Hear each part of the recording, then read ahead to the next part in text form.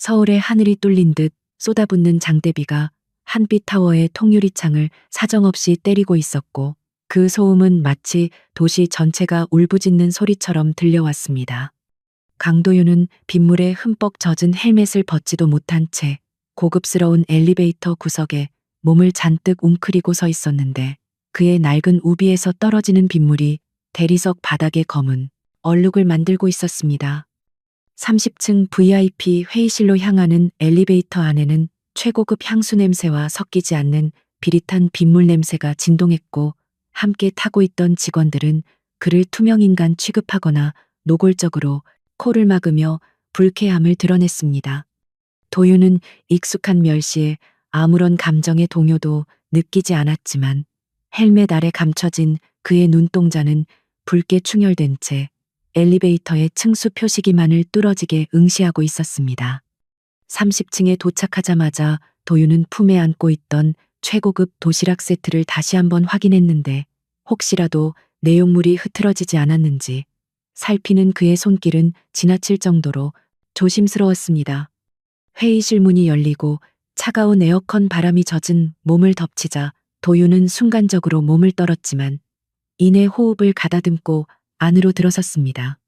대한민국 금융의 심장부라 불리는 한빛 인베스트먼트의 대회의실에는 넥타이를 풀어헤친 임원들이 심각한 표정으로 앉아 있었고 그 중앙에는 창백한 얼굴의 윤서연 대표가 입술을 깨물며 모니터를 응시하고 있었습니다. 도윤은 분위기를 파악할 겨를도 없이 주문한 도시락을 테이블 한쪽에 내려놓으려 했으나 그 순간 날카로운 고함 소리가 회의실의 정막을 찢어발겼습니다. 부사장 최민석은 도윤이 내려놓은 도시락 가방을 보자마자 신경질적으로 손을 휘저었고 그 바람에 도시락통이 바닥으로 떨어지며 정성스럽게 담긴 음식들이 최고급 카펫 위로 쏟아졌습니다. 붉은 김치 국물이 흰색 카펫의 피처럼 번져나가자 민석은 도윤의 헬멧을 손가락으로 톡톡 치며 멸시 어린 목소리로 욕설을 퍼부었습니다. 그는 중요한 회의 중에 이딴 냄새나는 음식을 들고 들어오면 어떡하냐며 도윤의 젖은 우비에서 나는 냄새가 역겨워 토할 것 같다고 소리쳤습니다. 도윤은 묵묵히 허리를 숙여 바닥에 흩어진 음식물들을 맨손으로 주워 담기 시작했는데 그의 손끝에는 모욕감보다는 차가운 이성이 서려 있었습니다. 서연은 민석의 난동에 미간을 찌푸리며 그만하라고 제지했지만 그녀의 목소리에는 힘이 실리지 않았고 이미 대세는 민석에게 넘어간 듯 보였습니다. 그녀는 지금 당장 1,000억 원이라는 천문학적인 자금을 막지 못하면 회사의 경영권을 민석에게 넘겨야 하는 절체절명의 위기에 처해 있었습니다. 서연의 눈앞에 펼쳐진 붉은색 하락 곡선은 그녀의 심장 박동처럼 위태롭게 요동치고 있었고 회의실의 공기는 절망으로 가득 차 숨쉬기조차 힘들었습니다. 도윤은 바닥을 닦으며 곁눈질로 스크린에 띄워진 바이오테크 기업의 주가 차트를 훔쳐보았고 그 짧은 순간 그의 머릿속에서는 수만 가지의 데이터가 빠르게 교차했습니다. 민석은 도윤이 바닥을 닦는 꼴을 보며 비릿한 웃음을 흘렸고 임원들을 향해 서연이 이런 하찮은 일에 신경 쓸 때 회사가 망해가고 있다고 비아냥거렸습니다. 그는 도윤의 등 뒤에 대고 너 같은 밑바닥 인생들은 평생 이런 고급 카펫 한 장값도 못 벌 것이라며 모욕적인 언사를 멈추지 않았습니다. 도윤은 마지막 남은 밥알 하나까지 휴지에 싸서 주머니에 넣고는 천천히 몸을 일으켰는데 그의 눈빛은 헬멧 그림자에 가려져 아무도 볼 수 없었습니다. 도윤은 속으로 카운트다운을 세며 이거만한 자들이 곧 닥쳐올 파국 앞에서 어떻게 무너질지 냉정하게 계산하고 있었습니다. 도윤이 회의실을 나가기 위해 몸을 돌리던 순간 서연은 책상을 내리치며 더 이상 방법이 없냐고 펀드 매니저들에게 절규했지만 돌아오는 것은 침묵뿐이었습니다. 월가에서 스카우트해온 수석 애널리스트조차 고개를 숙이며 현재의 시장 상황에서는 추가적인 자금 투입 없이는 반등이 불가능하다고 패배를 시인했습니다. 서연은 의자에 주저앉으며 마른 세수를 했고 그녀의 손가락 사이로 절망적인 한숨이 새어나왔습니다. 그때 문고리를 잡으려던 도윤이 멈칫하더니 아주 작은 목소리로 혼잣말처럼 중얼거렸는데 그 목소리는 빗소리에 묻힐 만큼 작았지만 기이하게도 서연의 귀에는 또렷하게 밝혔습니다. 도윤은 바이오테크의 임상 실패 뉴스가 새벽 2시에 엠바고가 풀릴 것이며 그때가 유일한 숏 포지션 진입 타이밍이라고 나직하게 읊조렸습니다. 그것은 단순한 추측이 아니라 시장의 흐름과 정보의 비대칭성을 완벽하게 꿰뚫어 본 자만이 할 수 있는 확신에 찬 분석이었습니다. 서연은 고개를 번쩍 들고 문 쪽을 바라보았지만 도윤은 이미 회의실을 빠져나가고 있었고 닫히는 문틈 사이로 젖은 우비 자락만이 보였습니다. 서연은 심장이 미친 듯이 뛰기 시작했는데 그것은 도윤의 말이 헛소리일지도 모른다는 의심과 동시에 어쩌면 그것이 유일한 동아줄일지도 모른다는 직감 때문이었습니다.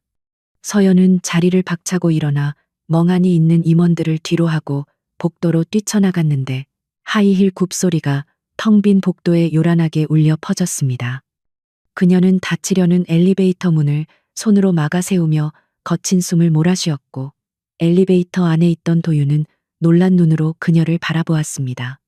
서연은 도윤의 낡은 헬멧과 빗물에 젖은 어깨를 보며 자신이 지금 미친 짓을 하고 있다고 생각했지만 입에서는 멈출 수 없는 질문이 튀어나왔습니다. 그녀는 도윤에게 방금 한 말이 무슨 근거로 나온 것인지 따져 물으며 그 헬멧을 벗고 똑바로 말해보라고 소리쳤습니다. 도윤은 잠시 침묵을 지키다 천천히 헬멧을 벗었는데 땀에 젖은 머리카락이 이마에 달라붙어 있었지만 그 아래 드러난 눈빛은 서늘할 정도로 깊고 고요했습니다. 그는 서연을 똑바로 응시하며 당신네들이 보고 있는 재무제표의 13페이지 주석에 숨겨진 허점을 지적했고 그것이 곧 터질 시한폭탄임을 설명했습니다. 도윤의 입에서 나오는 전문적인 용어들과 정확한 수치들은 그가 단순한 배달원이 아님을 증명하고 있었고 서연은 전율을 느꼈습니다. 그녀는 도윤의 멱살을 잡듯 가가 당신 정체가 뭐냐고 물었지만 도윤은 그저 쓴웃음을 지으며 배달이 밀려서 가봐야 한다고 덤덤하게 대답했습니다. 엘리베이터 문이 다시 닫히려는 찰나 서연은 도윤의 팔을 낚아채며 그를 끌어내렸고 복도 바닥에 빗물이 튀었습니다. 그녀는 도윤에게 지금 당장 1,000억을 벌게 해준다면 당신이 원하는 모든 것을 주겠다고 제안했지만 도윤은 관심 없다는 듯 팔을 뿌리쳤습니다. 서연은 무릎이라도 꿇을 기세로 도윤의 앞을 막아서며 이것은 내 아버지의 회사를 지키기 위한 마지막 기회라고 호소했습니다. 도윤은 서연의 눈에서 절박함과 함께 5년 전 자신이 잃어버렸던 뜨거운 열정을 발견하고 잠시 흔들리는 눈빛을 보였습니다. 도윤은 한숨을 내쉬며 젖은 장갑을 벗어 주머니에 넣고는 만약 내가 실패하면 나는 사기죄로 감옥에 갈 것이고 당신은 빈털터리가 될 것이라고 경고했습니다.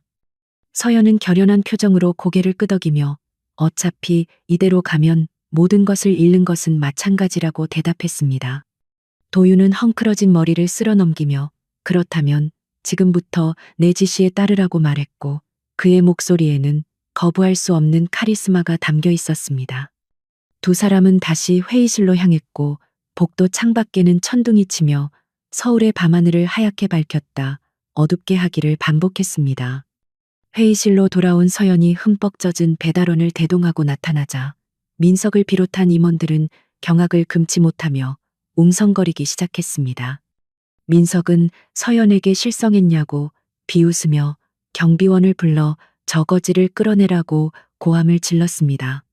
하지만 서연은 책상을 내리치며 지금부터 이 사람에게 전권을 위임할 것이며 모든 책임은 자신이 질 것이라고 선언했습니다. 도윤은 사람들의 시선 따위는 아랑곳하지 않고 민석이 앉아있던 상석으로 다가가 그를 밀쳐내고 의자에 앉았습니다. 도윤은 젖은 외투를 벗어 의자 뒤에 걸어두고 노트북을 자신의 앞으로 가져와 익숙한 손놀림으로 키보드를 두드리기 시작했습니다. 화면 가득 복잡한 수식과 코드가 폭포수처럼 쏟아져 내리자 지켜보던 펀드 매니저들의 눈이 휘둥그레졌습니다. 민석은 도윤의 어깨를 잡으려 했지만 도윤은 차가운 목소리로 손 치우라고 나직하게 경고했고 그 기세에 눌린 민석은 엉겁결에 뒷걸음질 쳤습니다. 도진은 커피 한 잔을 요구하며 본격적인 전투 준비를 마쳤고 그의 눈빛은 사냥감을 노리는 맹수처럼 변해 있었습니다. 시계는 새벽 1시를 향해 가고 있었고 미국 시장이 개장하기까지는 불과 1시간도 남지 않은 상황이었습니다. 도윤은 모니터 화면을 분할하여 전 세계 뉴스와 선물 지수를 실시간으로 체크하며 머릿속으로 거대한 판을 짜기 시작했습니다. 그는 단순히 주식을 사고 파는 것이 아니라 파생 상품을 이용한 레버리지 전략을 구상하고 있었는데 그것은 자칫 잘못하면 회사를 공중분해시킬 수도 있는 위험한 도박이었습니다. 서연은 도윤의 옆에 서서 마른 침을 삼키며 그의 손끝 하나하나에 회사의 운명을 걸고 지켜보았습니다. 도윤은 서연에게 지금 가용할 수 있는 현금이 얼마냐고 물었고 서연은 떨리는 목소리로 300억 원이 전부라고 대답했습니다. 도윤은 피식 웃으며 그 돈으로 1000억을 만들려면 미친 짓을 해야 한다고 말하면서도 손은 멈추지 않았습니다. 그는 서연에게 보안 등급이 가장 높은 법인 계좌의 비밀번호를 입력하라고 지시했고 서연은 잠시 망설이다가 떨리는 손으로 키보드를 눌렀습니다. 로그인이 완료되자 도윤은 순식간에 수백억 원 규모의 매도 주문을 설정했고 회의실 안의 사람들은 비명을 지르며 그를 말리려 했습니다. 민석은 미친 짓이라며 도윤의 멱살을 잡고 흔들었지만 도윤은 눈 하나 깜짝하지 않고 민석의 손목을 비틀어 제압했습니다. 도윤은 민석을 노려보며 짖지 말고 지켜보라고 말한 뒤 엔터키를 누를 준비를 했습니다. 화면 속의 숫자들이 붉게 전멸하며 경고음을 내고 있었지만 도윤의 표정은 평온하기 그지없었습니다. 그는 서연을 바라보며 나를 믿냐고 물었고 서연은 두 눈을 질끈 감았다 뜨며 고개를 끄덕였습니다. 도윤이 엔터키를 누르는 순간 회의실의 대형 스크린에는 거대한 주문 체결 내역이 떴고 그래프는 요동치기 시작했습니다. 그것은 한빛 인베스트먼트의 사활을 건 마지막 베팅이자 강도윤이라는 남자가 세상 밖으로 다시 나오는 신호탄이었습니다.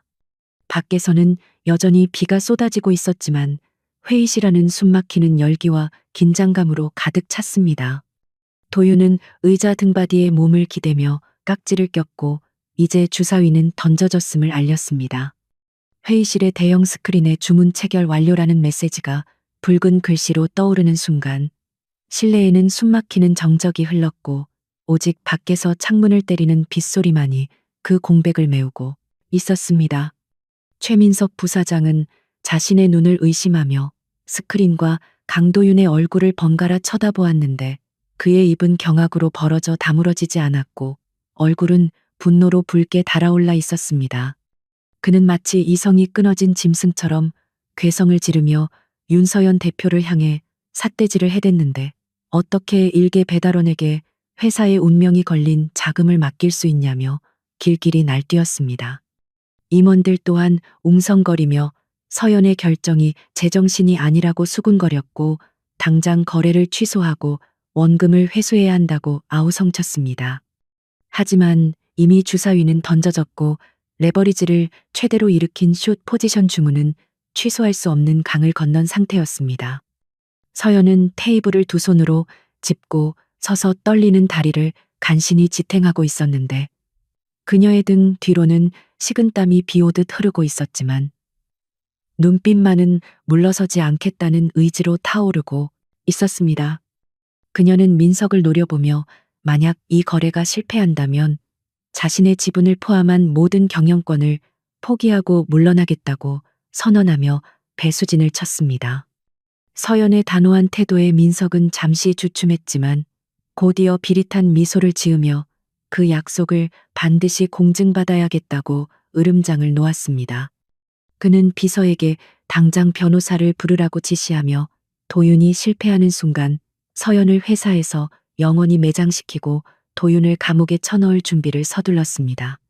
도윤은 주변의 소란에도 아랑곳하지 않고 오직 모니터 화면에만 집중하고 있었는데 그의 손가락은 키보드 위를 춤추듯 날아다니며 추가적인 세팅을 하고 있었습니다. 그는 젖은 머리카락이 눈을 찌르자 거칠게 쓸어 넘기며 비서에게 모니터 세대를 추가로 연결해 달라고 짧고 건조하게 요구했습니다. 비서실장은 서연의 눈치를 살피다 황급히 움직였고 도윤은 연결된 모니터에 미국 증시 뉴스, 블룸버그 터미널 그리고 바이오테크 기업의 과거 차트들을 동시에 띄웠습니다. 낡은 배달원 유니폼을 입은 남자가 수십억 원짜리 시스템을 능수능란하게 다루는 모습은 기괴하면서도 묘한 압도감을 주어 사람들의 시선을 사로잡았습니다. 도윤은 커피가 식어가는 줄도 모르고 데이터를 분석했는데 그의 눈동자는 쉴 새 없이 움직이며 쏟아지는 정보들 속에서 유의미한 신호를 찾아내고 있었습니다. 그는 단순히 차트만 보는 것이 아니라 미국 현지의 정치 상황과 FDA 승인 절차의 맹점, 그리고 경쟁사들의 로비 활동까지 종합적으로 고려하고 있었습니다. 5년 전 월가에서 유령이라 불리며 전설적인 수익률을 기록했던 그의 천재적인 감각이 빗물에 젖은 헬멧을 벗어던지자마자 다시 깨어나고 있었던 것입니다.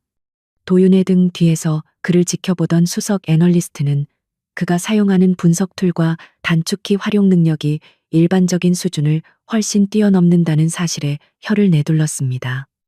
새벽 1시 30분이 넘어가자 회의실의 긴장감은 최고조에 달했고 서연은 초조함을 감추지 못하고 회의실 안을 서성거렸습니다. 그녀는 도윤의 등 뒤에 서서 그가 띄워놓은 복잡한 수식들을 바라보며 과연 자신의 선택이 옳았는지 끊임없이 자문하고 있었습니다. 아버지가 피땀 흘려 일군 한빛 인베스트먼트가 자신의 손에서 무너질 수도 있다는 공포감이 그녀의 목을 조여왔지만 도윤의 흔들림 없는 뒷모습에서 기묘한 안도감을 느꼈습니다. 도윤은 마치 폭풍 우치는 바다 한가운데서 홀로 키를 잡고 있는 선장처럼 고독하지만 단단해 보였고 서연은 그 모습에 의지하고 싶어졌습니다. 그때 민석이 비꼬는 말투로 도윤에게 말을 걸었는데 네가 운 좋게 몇 번 맞췄을지는 몰라도 이번에는 다를 것이라며 바이오테크 기업의 신약이 성공할 것이라는 찌라시가 돌고 있다고 조롱했습니다. 민석은 자신의 정보통을 통해 입수한 긍정적인 뉴스들을 나열하며 도윤의 심리를 흔들려 했지만 도윤은 대꾸조차 하지 않았습니다.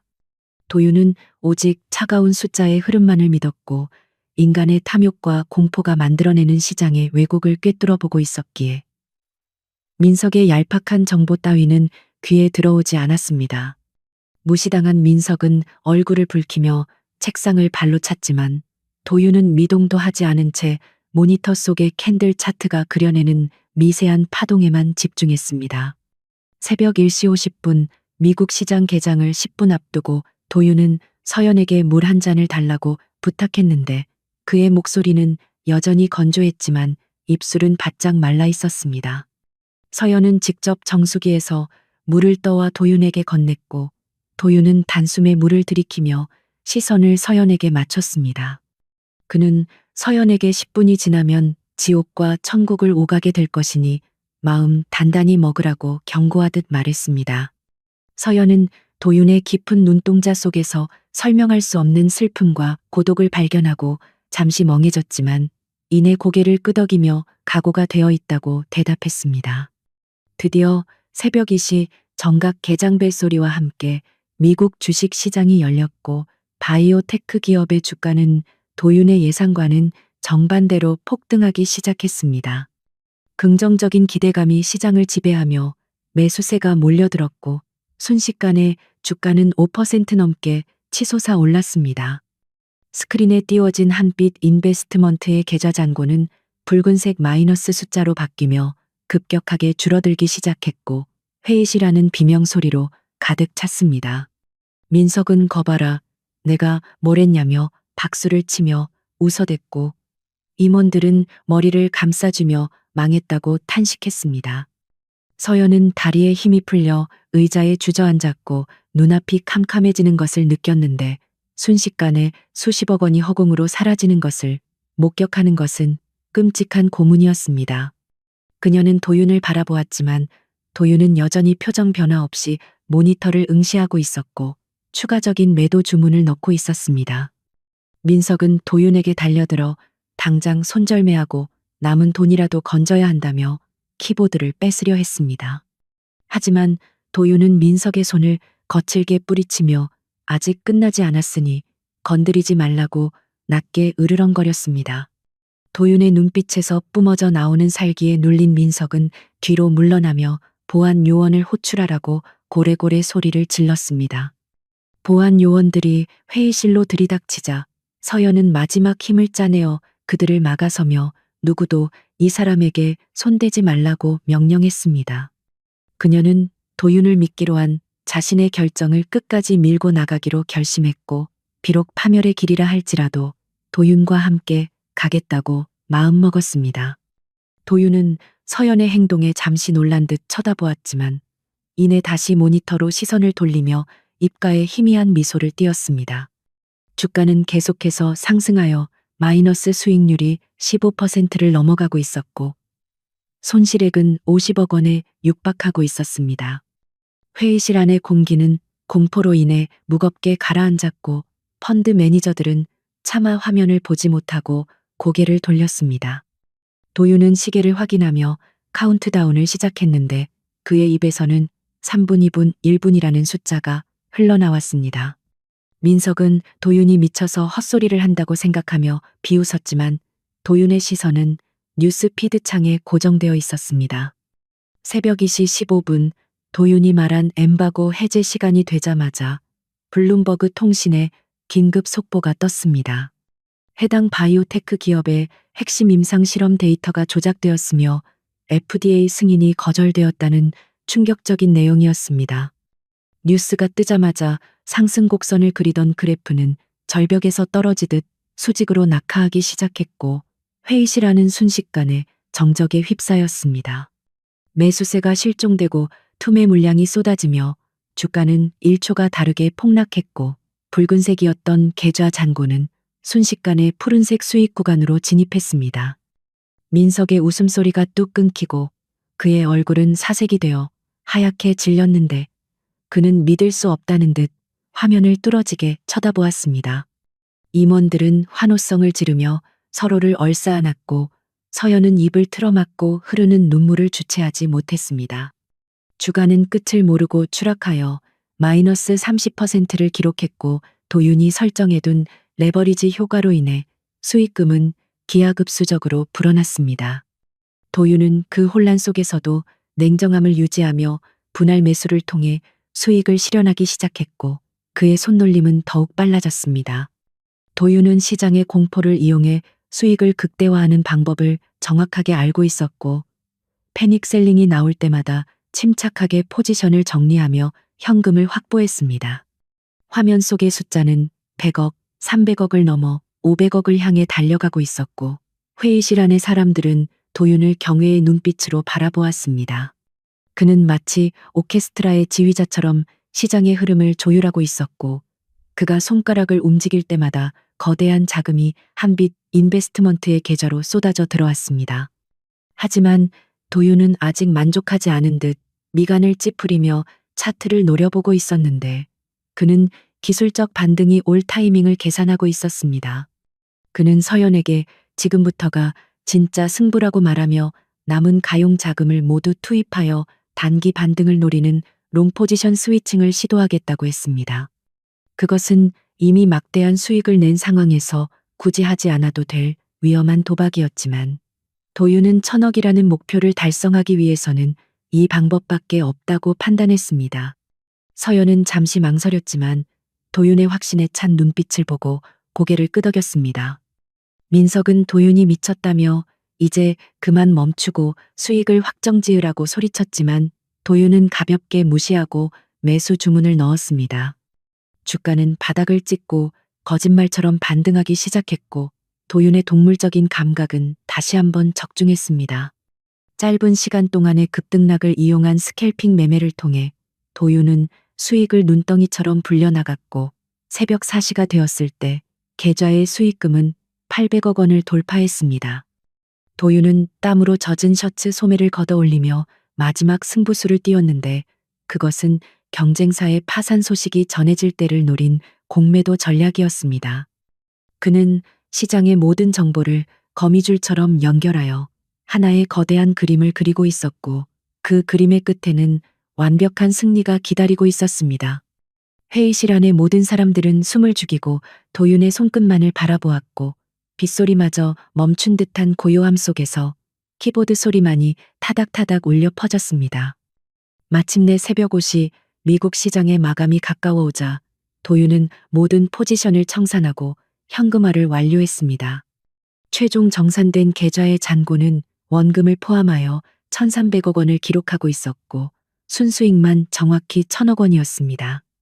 도윤은 엔터키를 마지막으로 누르고 의자 깊숙이 몸을 기대며 긴 한숨을 내쉬었습니다. 화면 가득 채운 천문학적인 숫자를 확인한 임원들은 일제히 환호성을 지르며 박수를 쳤고 서연은 다리에 힘이 풀려 그 자리에 주저앉아 오열했습니다. 민석은 구석에 처박혀 망연자실한 표정으로 바닥만 내려다보고 있었는데 자신의 패배를 인정할 수 없어 부들부들 떨고 있었습니다. 도윤은 자리에서 일어나 굳은 몸을 풀며 서연에게 다가가 약속대로 1,000억을 벌어줬으니 이제 내 몫을 달라고 덤덤하게 말했습니다. 서연은 눈물 범벅이 된 얼굴로 고개를 들어 도윤을 바라보았는데 그녀의 눈에는 고마움과 존경심 그리고 알 수 없는 설렘이 가득 차 있었습니다.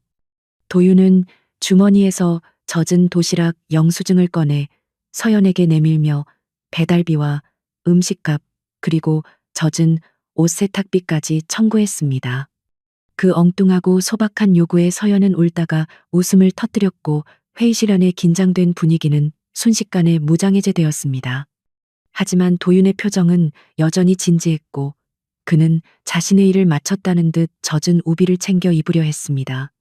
그때 구석에 앉아있던 늙은 이사가 도윤의 얼굴을 유심히 쳐다보더니 떨리는 목소리로 말을 꺼냈습니다.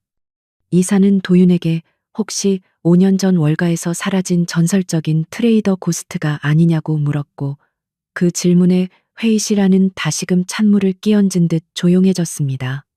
도윤은 잠시 멈칫하더니 헬멧을 푹 눌렀으며 사람 잘못 보셨다고 짧게 대답하고는 뒤도 돌아보지 않고 회의실을 빠져나갔습니다. 하지만 서연은 도윤의 뒷모습에서 그가 평범한 배달원이 아님을 확신했고 그를 그냥 보내서는 안 된다는 강한 이끌림을 느꼈습니다. 서연은 도윤을 쫓아 다시 복도로 뛰어나갔고 엘리베이터 앞에 서 있는 도윤의 등 뒤에 대고 소리쳤습니다. 당신이 누구든 상관없으니 제발 가지 말고 저를 도와달라고 한빛 인베스트먼트뿐만 아니라 제 인생을 구원해줄 사람은 당신뿐이라고 애원했습니다. 도윤은 엘리베이터 문이 열리자 안으로 들어가며 서연을 바라보았는데 닫히는 문틈 사이로 그의 눈빛이 흔들리는 것이 보였습니다. 그는 마음속으로 다짐했습니다. 다시는 이 더러운 돈놀이판에 끼어들지 않겠다고 맹세했었지만 운명은 또다시 그를 폭풍의 눈으로 끌어들이고 있었습니다. 새벽 5시 30분 강도윤이 한빛타워의 회전문 빠져나왔을 때 서울의 하늘은 짙은 푸른색 여명으로 물들고 있었고 밤새 도시를 삼킬 듯 퍼부었던 장대비는 어느새 가느다란 이슬비로 변해 있었습니다.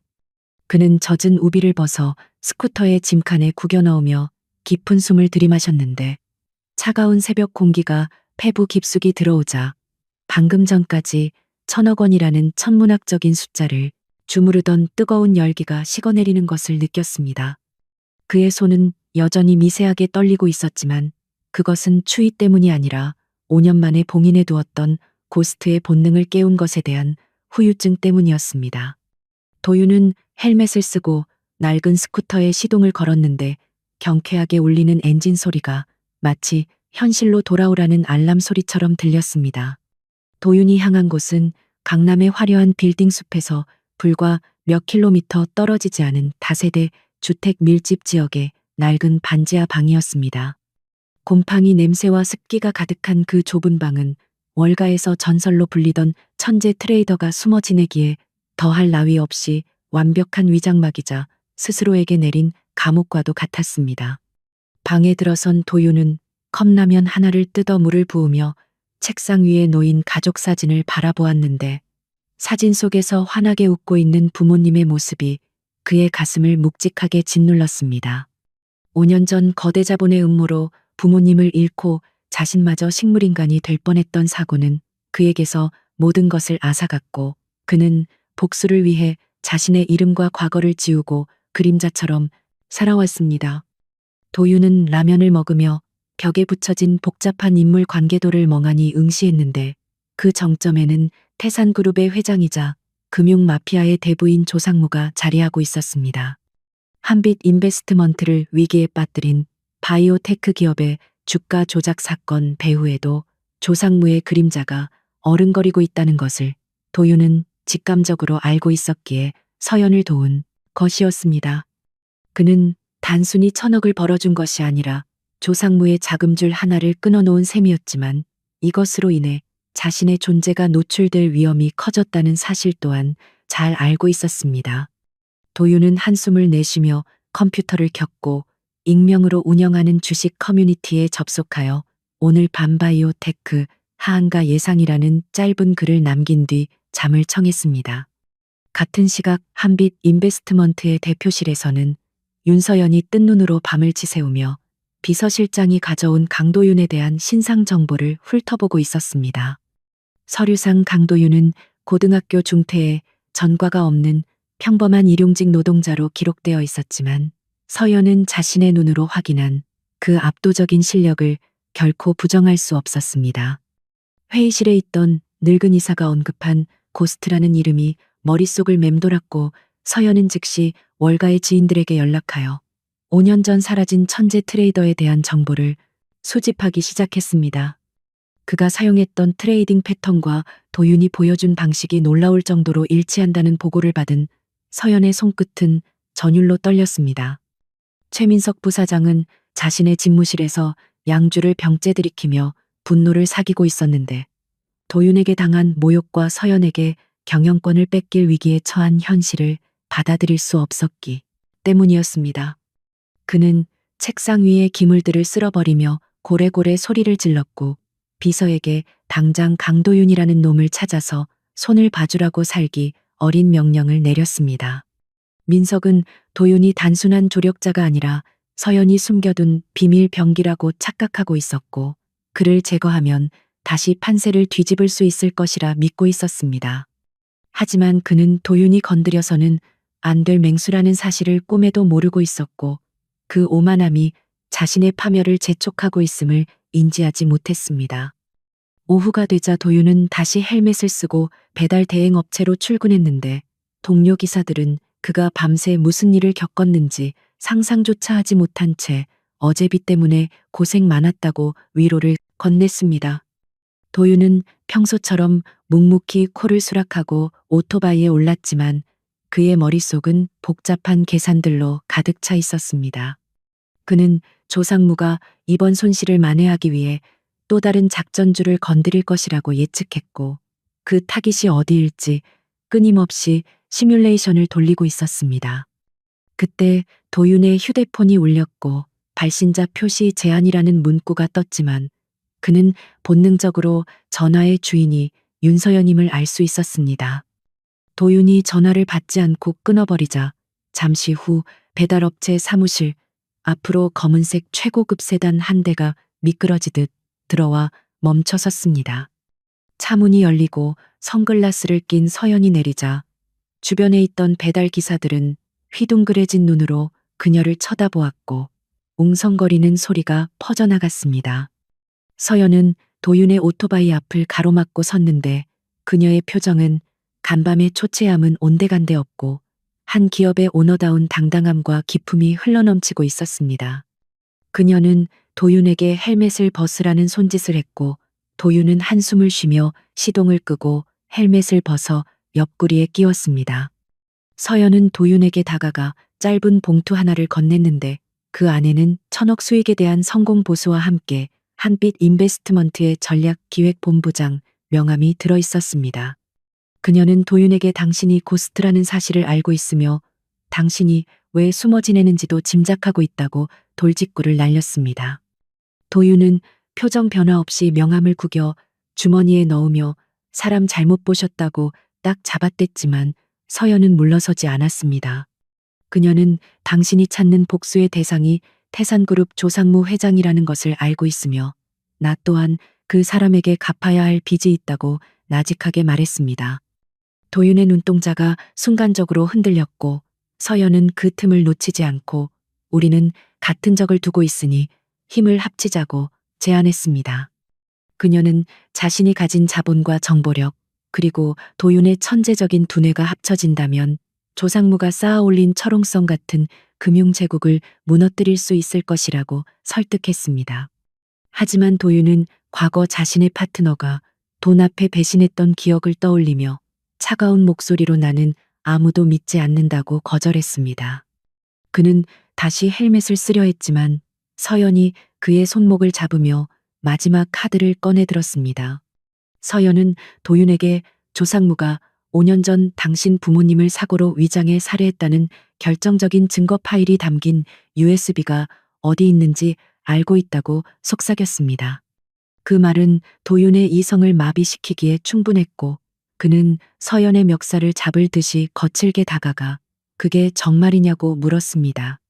서연은 도윤의 눈을 똑바로 바라보며 거짓말이 아니라고 확신했고 그 증거를 찾기 위해서는 한빛 인베스트먼트의 내부 서버에 접근해야 한다고 설명했습니다. 도윤은 끓어오르는 분노와 갈등 속에서 주먹을 꽉 쥐었고 빗물에 젖은 아스팔트 위로 긴 침묵이 흘렀습니다. 그때 골목 어귀에서 오토바이 엔진 소리가 요란하게 들리더니 쇠파이프를 든 건달들이 나타나 도윤과 서연을 포위하기 시작했습니다. 그들은 최민석이 보낸 해결사들이었고 대낮에 거리낌 없이 폭력을 행사하려는 듯 위협적인 태도를 보였습니다. 서연은 당황하여 뒷걸음질 쳤지만 도윤은 그녀를 자신의 등 뒤로 숨기며 침착하게 주위를 살폈습니다. 해결사들의 리더가 비열한 웃음을 지으며 여자는 놔두고 남자 놈만 반쯤 죽여놓으라고 지시하자 건달들이 일제히 달려들었습니다. 서연은 비명을 질렀지만 도윤은 순식간에 날아오는 쇠파이프를 피하고 상대의 명치를 가격하여 쓰러뜨렸습니다.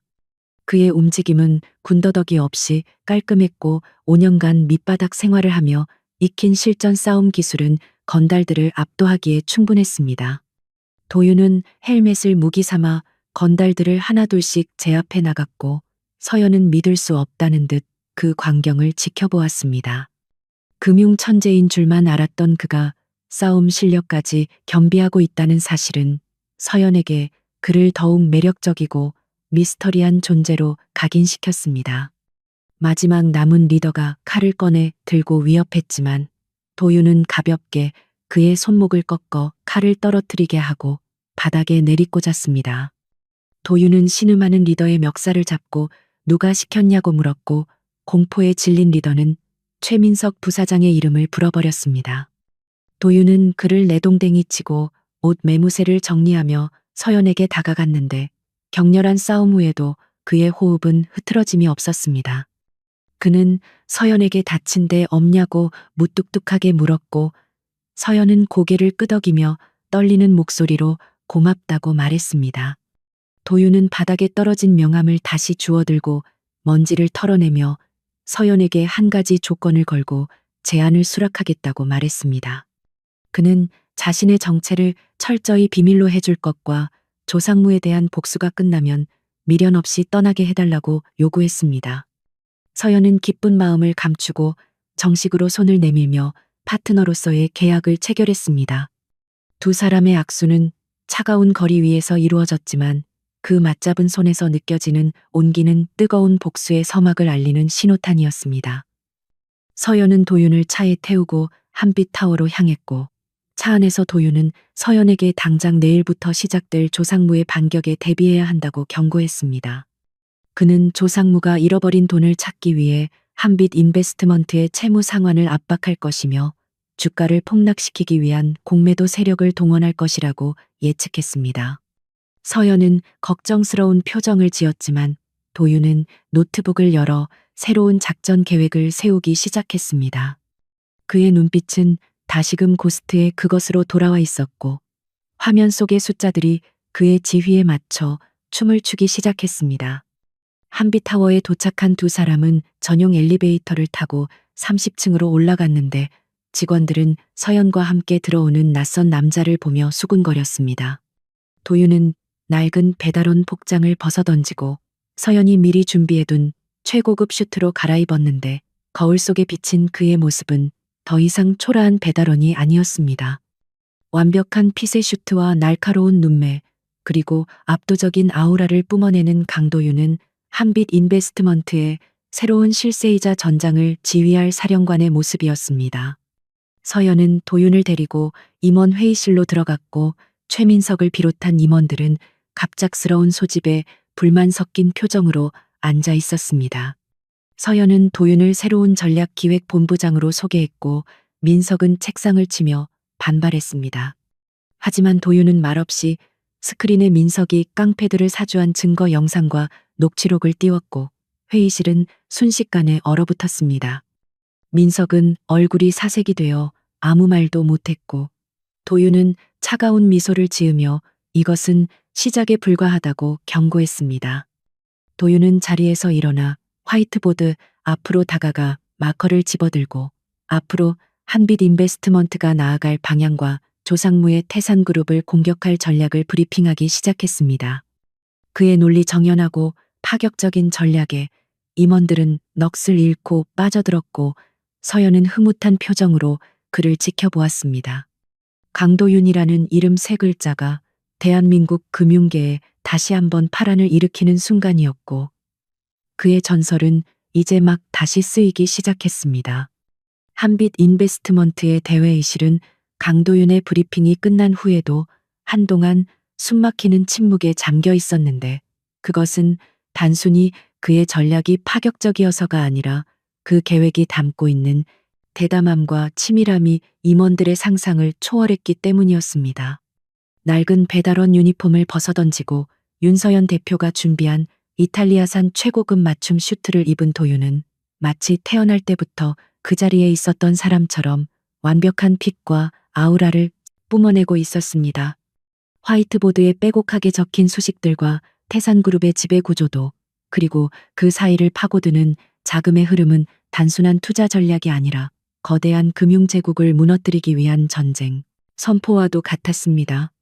도윤은 마커를 내려놓으며 차가운 눈빛으로 임원들을 일일이 응시했고 그 시선에 압도된 사람들은 감히 반론을 제기할 엄두조차 내지 못한 채 마른 침만 삼키고 있었습니다. 그때 구석에 처박혀 있던 최민석 부사장이 억울함을 참지 못하고 자리를 박차고 일어나 책상을 내리치며 고래고래 소리를 지르기 시작했는데 그의 얼굴은 분노와 수치심으로 붉게 달아올라 터질 것만 같았습니다. 그는 서연을 향해 삿대질을 하며 고작 고졸 출신의 전과도 불분명한 배달원 따위에게 전략기획본부장이라는 중책을 맡기는 것은 회사의 정관을 위반하는 것일 뿐만 아니라 주주들을 기만하는 행위라고 길길이 날뛰었습니다. 민석은 도윤의 과거를 들먹이며 근본 없는 놈이 회사의 기밀을 빼돌려 경쟁사에 팔아넘길지도 모른다며 도윤을 산업 스파이로 몰아세우려는 비열한 수법까지 동원했습니다. 회의실 안의 공기는 다시금 혼란스럽게 요동쳤고 몇몇 보수적인 임원들은 민석의 말에 동조하는 듯 웅성거리며 불안한 눈빛을 교환했습니다. 도윤은 민석의 발악을 조용히 지켜보다가 입가에 비릿한 조소를 띄우며 천천히 그에게 다가갔는데 그 발걸음 소리가 마치 사형 선고를 내리는 재판관의 발소리처럼 들려 민석을 주춤하게 만들었습니다.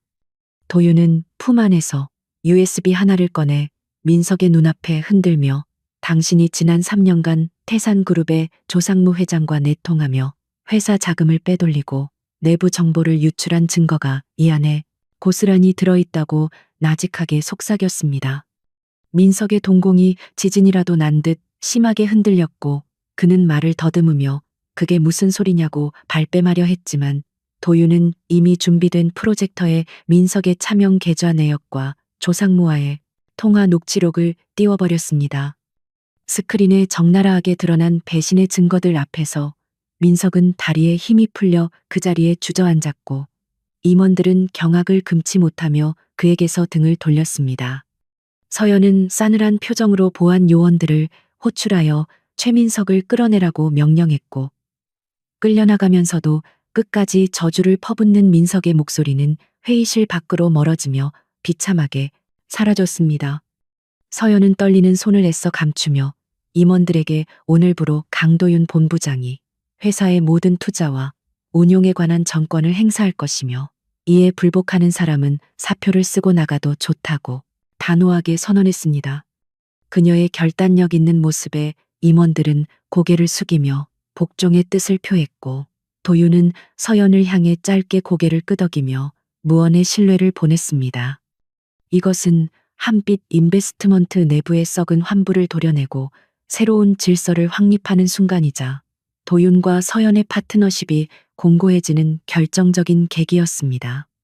회의가 끝나고 도윤은 자신에게 배정된 본부장실로 안내되었는데 그곳은 서울 시내가 한눈에 내려다 보이는 통유리 창과 최고급 가죽 소파가 놓인 호화로운 공간이었습니다.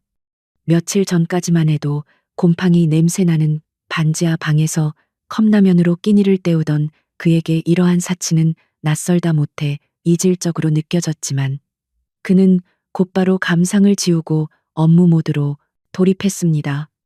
도윤은 책상 위에 놓인 명패를 한번 쓰다듬고는 서랍 깊숙한 곳에 숨겨두었던 가족 사진을 꺼내 모니터 옆에 세워두었습니다.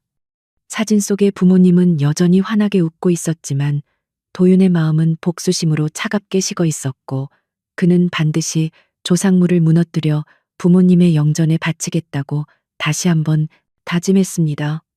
도윤은 비서실장에게 태산그룹의 계열사 현황과 조상무의 최근 동향을 일시간 단위로 보고하라고 지시하고 서연이 말했던 내부 서버 접속 권한을 요청했습니다. 그는 서버에 접속하자마자 프로젝트 올림푸스라는 키워드로 검색을 시작했는데 수많은 암호화된 파일들이 화면 가득 나타났습니다. 도윤은 천재적인 해킹 실력을 발휘하여 보안벽을 하나씩 뚫고 들어갔지만 핵심 파일에는 2중 3중이락이 걸려 있어 쉽게 열리지 않았습니다. 그는 밤을 새워서라도 이 암호를 풀어내겠다고 결심하며 넥타이를 풀고 셔츠 소매를 걷어 올린 채 모니터 속으로 빨려 들어갈 듯 집중했습니다. 한편 태산그룹의 회장실에서는 조상무가 시가 연기를 내뿜으며 창밖의 야경을 내려다보고 있었는데 그의 표정은 평소의 오만함 대신 불쾌한 기색이 역력했습니다. 그는 비서실장으로부터 한빛 인베스트먼트가 바이오테크 공매도로 1,000억 원의 수익을 올렸다는 보고를 받고 자신의 계획이 틀어졌음을 직감했습니다. 조상무는 자신이 설계한 판을 엎어버린 그 정체불명의 인물이 누구인지 알아내기 위해 정보망을 총동원하라고 고함을 질렀습니다. 그는 5년 전 자신이 매장시켰다고 생각했던 고스트의 망령이 다시 살아나 자신을 노리고 있다는 불길한 예감에 사로잡혀 들고 있던 위스키 잔을 벽에 던져 산산조각 냈습니다. 조상무는 즉시 주거래 은행장들을 소집하여 한빛 인베스트먼트에 대한 대출 만기 연장을 거부하고 일시 상환을 압박하라는 지시를 내렸습니다. 그는 자금줄을 말려 한빛을 부도 위기로 몰아넣고 헐값에 인수하려는 마진콜 작전을 실행에 옮기기로 한 것이었습니다. 금융 마피아라 불리는 그의 영향력은 절대적이었기에 은행장들은 그의 지시에 따를 수밖에 없었고 한빛 인베스트먼트를 향한 거대한 금융 쓰나미가 몰려오고 있었습니다. 다음 날 아침 출근한 서연은 주거래 은행으로부터 대출금 500억 원을 오늘 안으로 상환하라는 통보를 받고 사색이 되어 도윤의 방으로 달려갔습니다. 서연은 도윤에게 은행들이 담합하여 자금 회수에 나섰다며 이대로라면 어제 번 돈을 모두 빚 갚는 데 써야 하고 회사의 유동성 위기가 다시 찾아올 것이라고 절망적으로 말했습니다. 하지만 도윤은 예상을 했다는 듯 침착한 표정으로 커피를 마시며 서연을 안심시켰습니다. 그는 오히려 이것이 기회라고 말하며 조상무가 성급하게 움직인 덕분에 그들의 약점이 노출되었다고 설명했습니다. 도윤은 서연에게 은행장들과의 긴급 회동을 주선하라고 지시하며 자신이 직접 그들을 만나 단판을 짓겠다고 자신만만하게 말했습니다. 그날 오후 시내의 한 호텔 연회장에서는 한빛 인베스트먼트의 채권단 회의가 열렸는데 은행장들은 이미 조상무의 지시를 받은 상태라 도윤과 서연을 대하는 태도가 냉랭하기 그지없었습니다. 은행장 대표는 거만한 자세로 앉아 계약서 조항을 들먹이며 즉시 상환이 이루어지지 않으면 담보로 잡힌 주식을 반대 매매하겠다고 으름장을 놓았습니다. 서연은 입술을 깨물며 굴욕감을 참아내고 있었지만 도윤은 여유롭게 미소를 지으며 가방에서 두툼한 서류 봉투를 꺼내 테이블 위에 던졌습니다. 도윤은 은행장들에게 당신들이 조상무의 사주를 받고 불법적으로 대출을 회수하려는 정황이 담긴 녹취록과 이면 계약서 사본을 보여주며 역공을 펼쳤습니다. 그는 만약 오늘 대출 연장이 거부된다면 이 자료들을 금융감독원과 언론에 공개하여 은행들의 비리를 낱낱이 폭로하겠다고 협박했습니다. 또한 도윤은 어제 번 1,000억 원의 자금 증명서를 보여주며 한빛은 충분한 상환 능력이 있음에도 불구하고 당신들이 고의적으로 부도를 유도하고 있다는 사실을 증명해 보였습니다. 은행장들은 사색이 되어 서로의 눈치만 살피다 결국 꼬리를 내리고 대출 연장, 계약서에 도장을 찍을 수밖에 없었습니다. 회의가 끝나고 밖으로 나온 서연은 다리에 힘이 풀려 주저앉을 뻔했는데 도윤이 재빨리 그녀의 허리를 감싸 안아 부축해 주었습니다. 서연은 도윤을 올려다보며 당신은 도대체 정체가 뭐냐고 어떻게 그 많은 정보를 가지고 있냐고 물었습니다. 도윤은 서연을 바로 세워주며 나는 그저 당신과 같은 목적을 가진 파트너일 뿐이라고 대답하고는 씁쓸한 미소를 지었습니다. 두 사람 사이에는 묘한 기류가 흘렀지만 도윤은 애써 감정을 감추고 차에 올랐습니다. 도윤은 사무실로 돌아와 다시 서버 해킹에 몰두했는데 마침내 프로젝트 올림푸스 폴더에 첫 번째 암호가 풀리는 소리가 들렸습니다. 폴더 안에는 5년 전 도윤의 부모님이 운영하던 회사를 부도 처리하기 위해 조상무가 꾸민 회계 조작 파일들이 들어 있었습니다. 도윤은 화면 가득 떠오른 부모님의 이름과 조작된 장부들을 보며 분노로 주먹을 꽉 쥐었고 눈가에는 뜨거운 눈물이 고였습니다. 그는 모니터를 어루만지며 아버지 어머니 조금만 기다리세요. 아들이 반드시 억울함을 풀어드릴게요. 라고 속삭였습니다. 그때 노크 소리와 함께 서연이 들어왔는데 그녀의 손에는 따뜻한 도시락과 커피가 들려 있었습니다. 서연은 밥도 안 먹고 일하는 도윤이 걱정되어 직접 음식을 챙겨온 것이었습니다. 도윤은 황급히 눈물을 닦고 화면을 전환했지만 서연은 이미 도윤의 붉어진 눈시울을 보았습니다. 그녀는 아무것도 묻지 않고 도시락을 책상 위에 놓으며 밥 먹고 하라고 부드럽게 말했습니다. 도윤은 서연의 배려에 가슴 한구석이 따뜻해지는 것을 느끼며 젓가락을 들었습니다. 서연은 소파에 앉아 도윤이 밥 먹는 모습을 지켜보며 문득 그가 짊어지고 있는 짐의 무게가 얼마나 무거울지 짐작해 보았습니다. 그녀는 도윤에게 왜 그렇게까지 복수에 집착하냐고 조심스럽게 물었고 도윤은 밥을 먹다 멈칫했습니다. 그는 잠시 침묵하다가 나에게 남은 것은 그것뿐이니까요 라고 건조하게 대답했습니다. 서연은 그런 도윤이 안쓰러워 다가가 그의 어깨에 손을 올리며 이제는 혼자가 아니잖아요. 우리 같이 싸워요 라고 위로했습니다.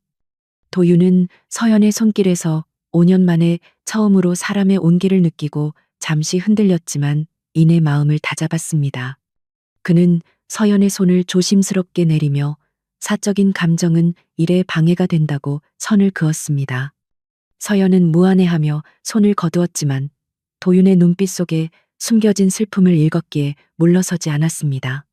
그녀는 언젠가 도윤이 마음의 문을 열 때까지 기다리겠다고 다짐하며 미소를 지어 보였습니다.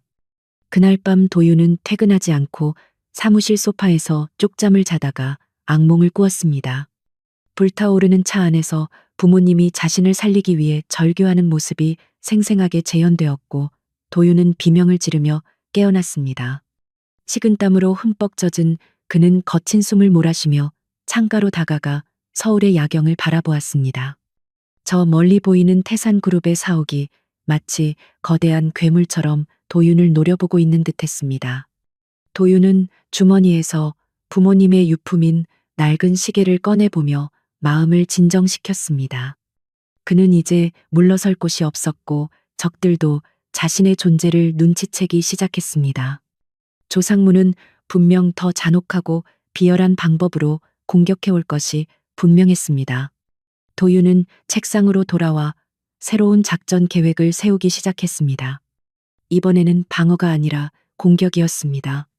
그는 태산그룹의 가장 아픈 곳, 즉 그들의 불법 비자금 루트를 타격하여 자금줄을 끊어버릴 계획을 세웠습니다. 다음 날 아침 도윤은 전 직원 조회를 소집하여 태산그룹과의 전면전을 선포했습니다. 그는 직원들에게 우리는 더 이상 약자가 아니며 금융시장의 판도를 바꿀 주인공들이라고 독려했습니다.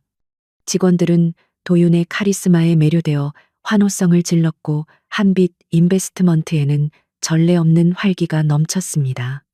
서연은 단상에 선 도윤을 바라보며 그가 회사를 구원할 영웅임을 확신했습니다.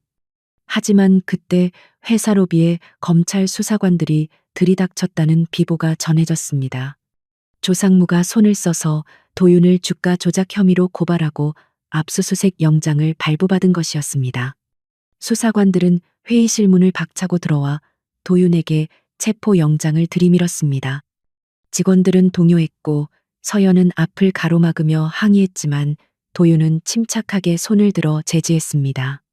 도윤은 수갑을 차는 순간에도 당당함을 잃지 않았고 오히려 수사관에게 당신들이 실수하고 있는 것이라고 경고했습니다.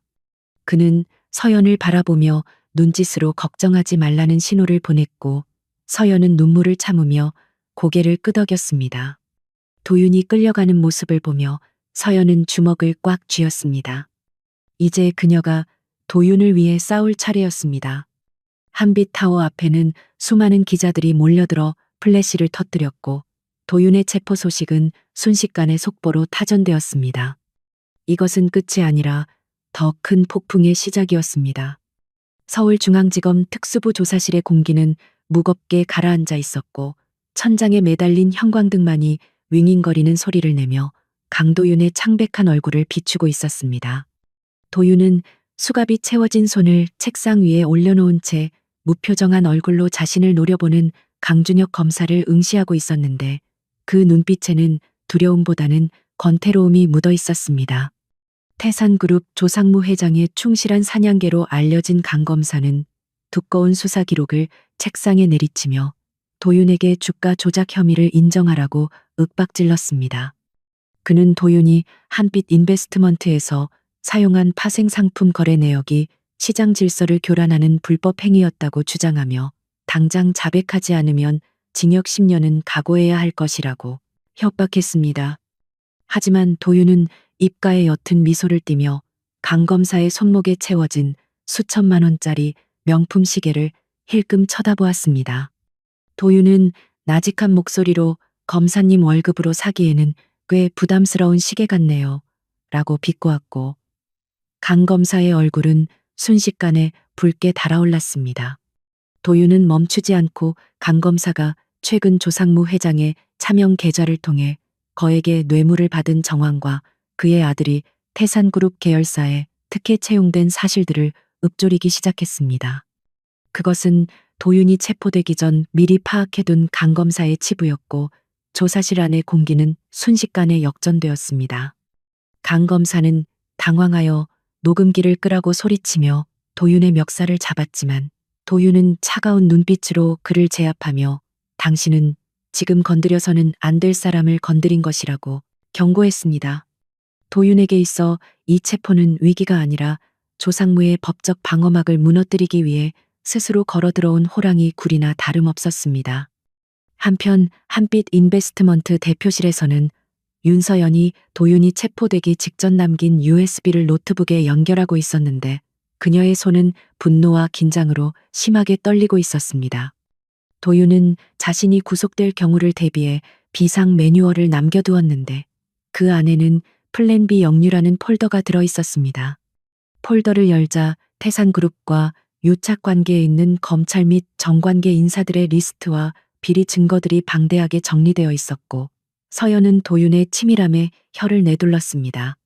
도윤은 자신이 미끼가 되어 적들의 시선을 끄는 동안 서연에게 이 증거들을 이용해 여론전을 펼치고 검찰 수뇌부를 압박하라는 임무를 맡긴 것이었습니다. 서연은 눈물을 닦으며 인터폰을 눌러 홍보팀장을 호출했고 긴급 기자회견을 준비하라고 지시했습니다.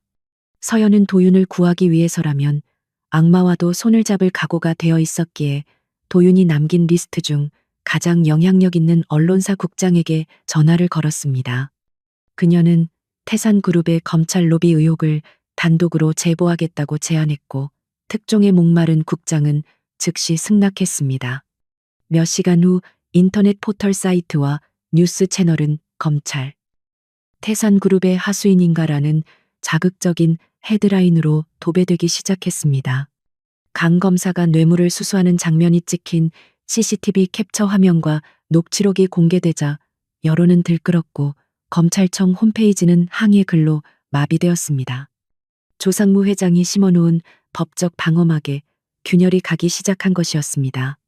조사실에 갇혀있던 도윤은 밖에서 벌어지는 상황을 알 수 없었지만 복도에서 들려오는 웅성거리는 소리와 강 검사의 다급한 전화 통화 소리를 통해 자신의 계획이 성공했음을 직감했습니다.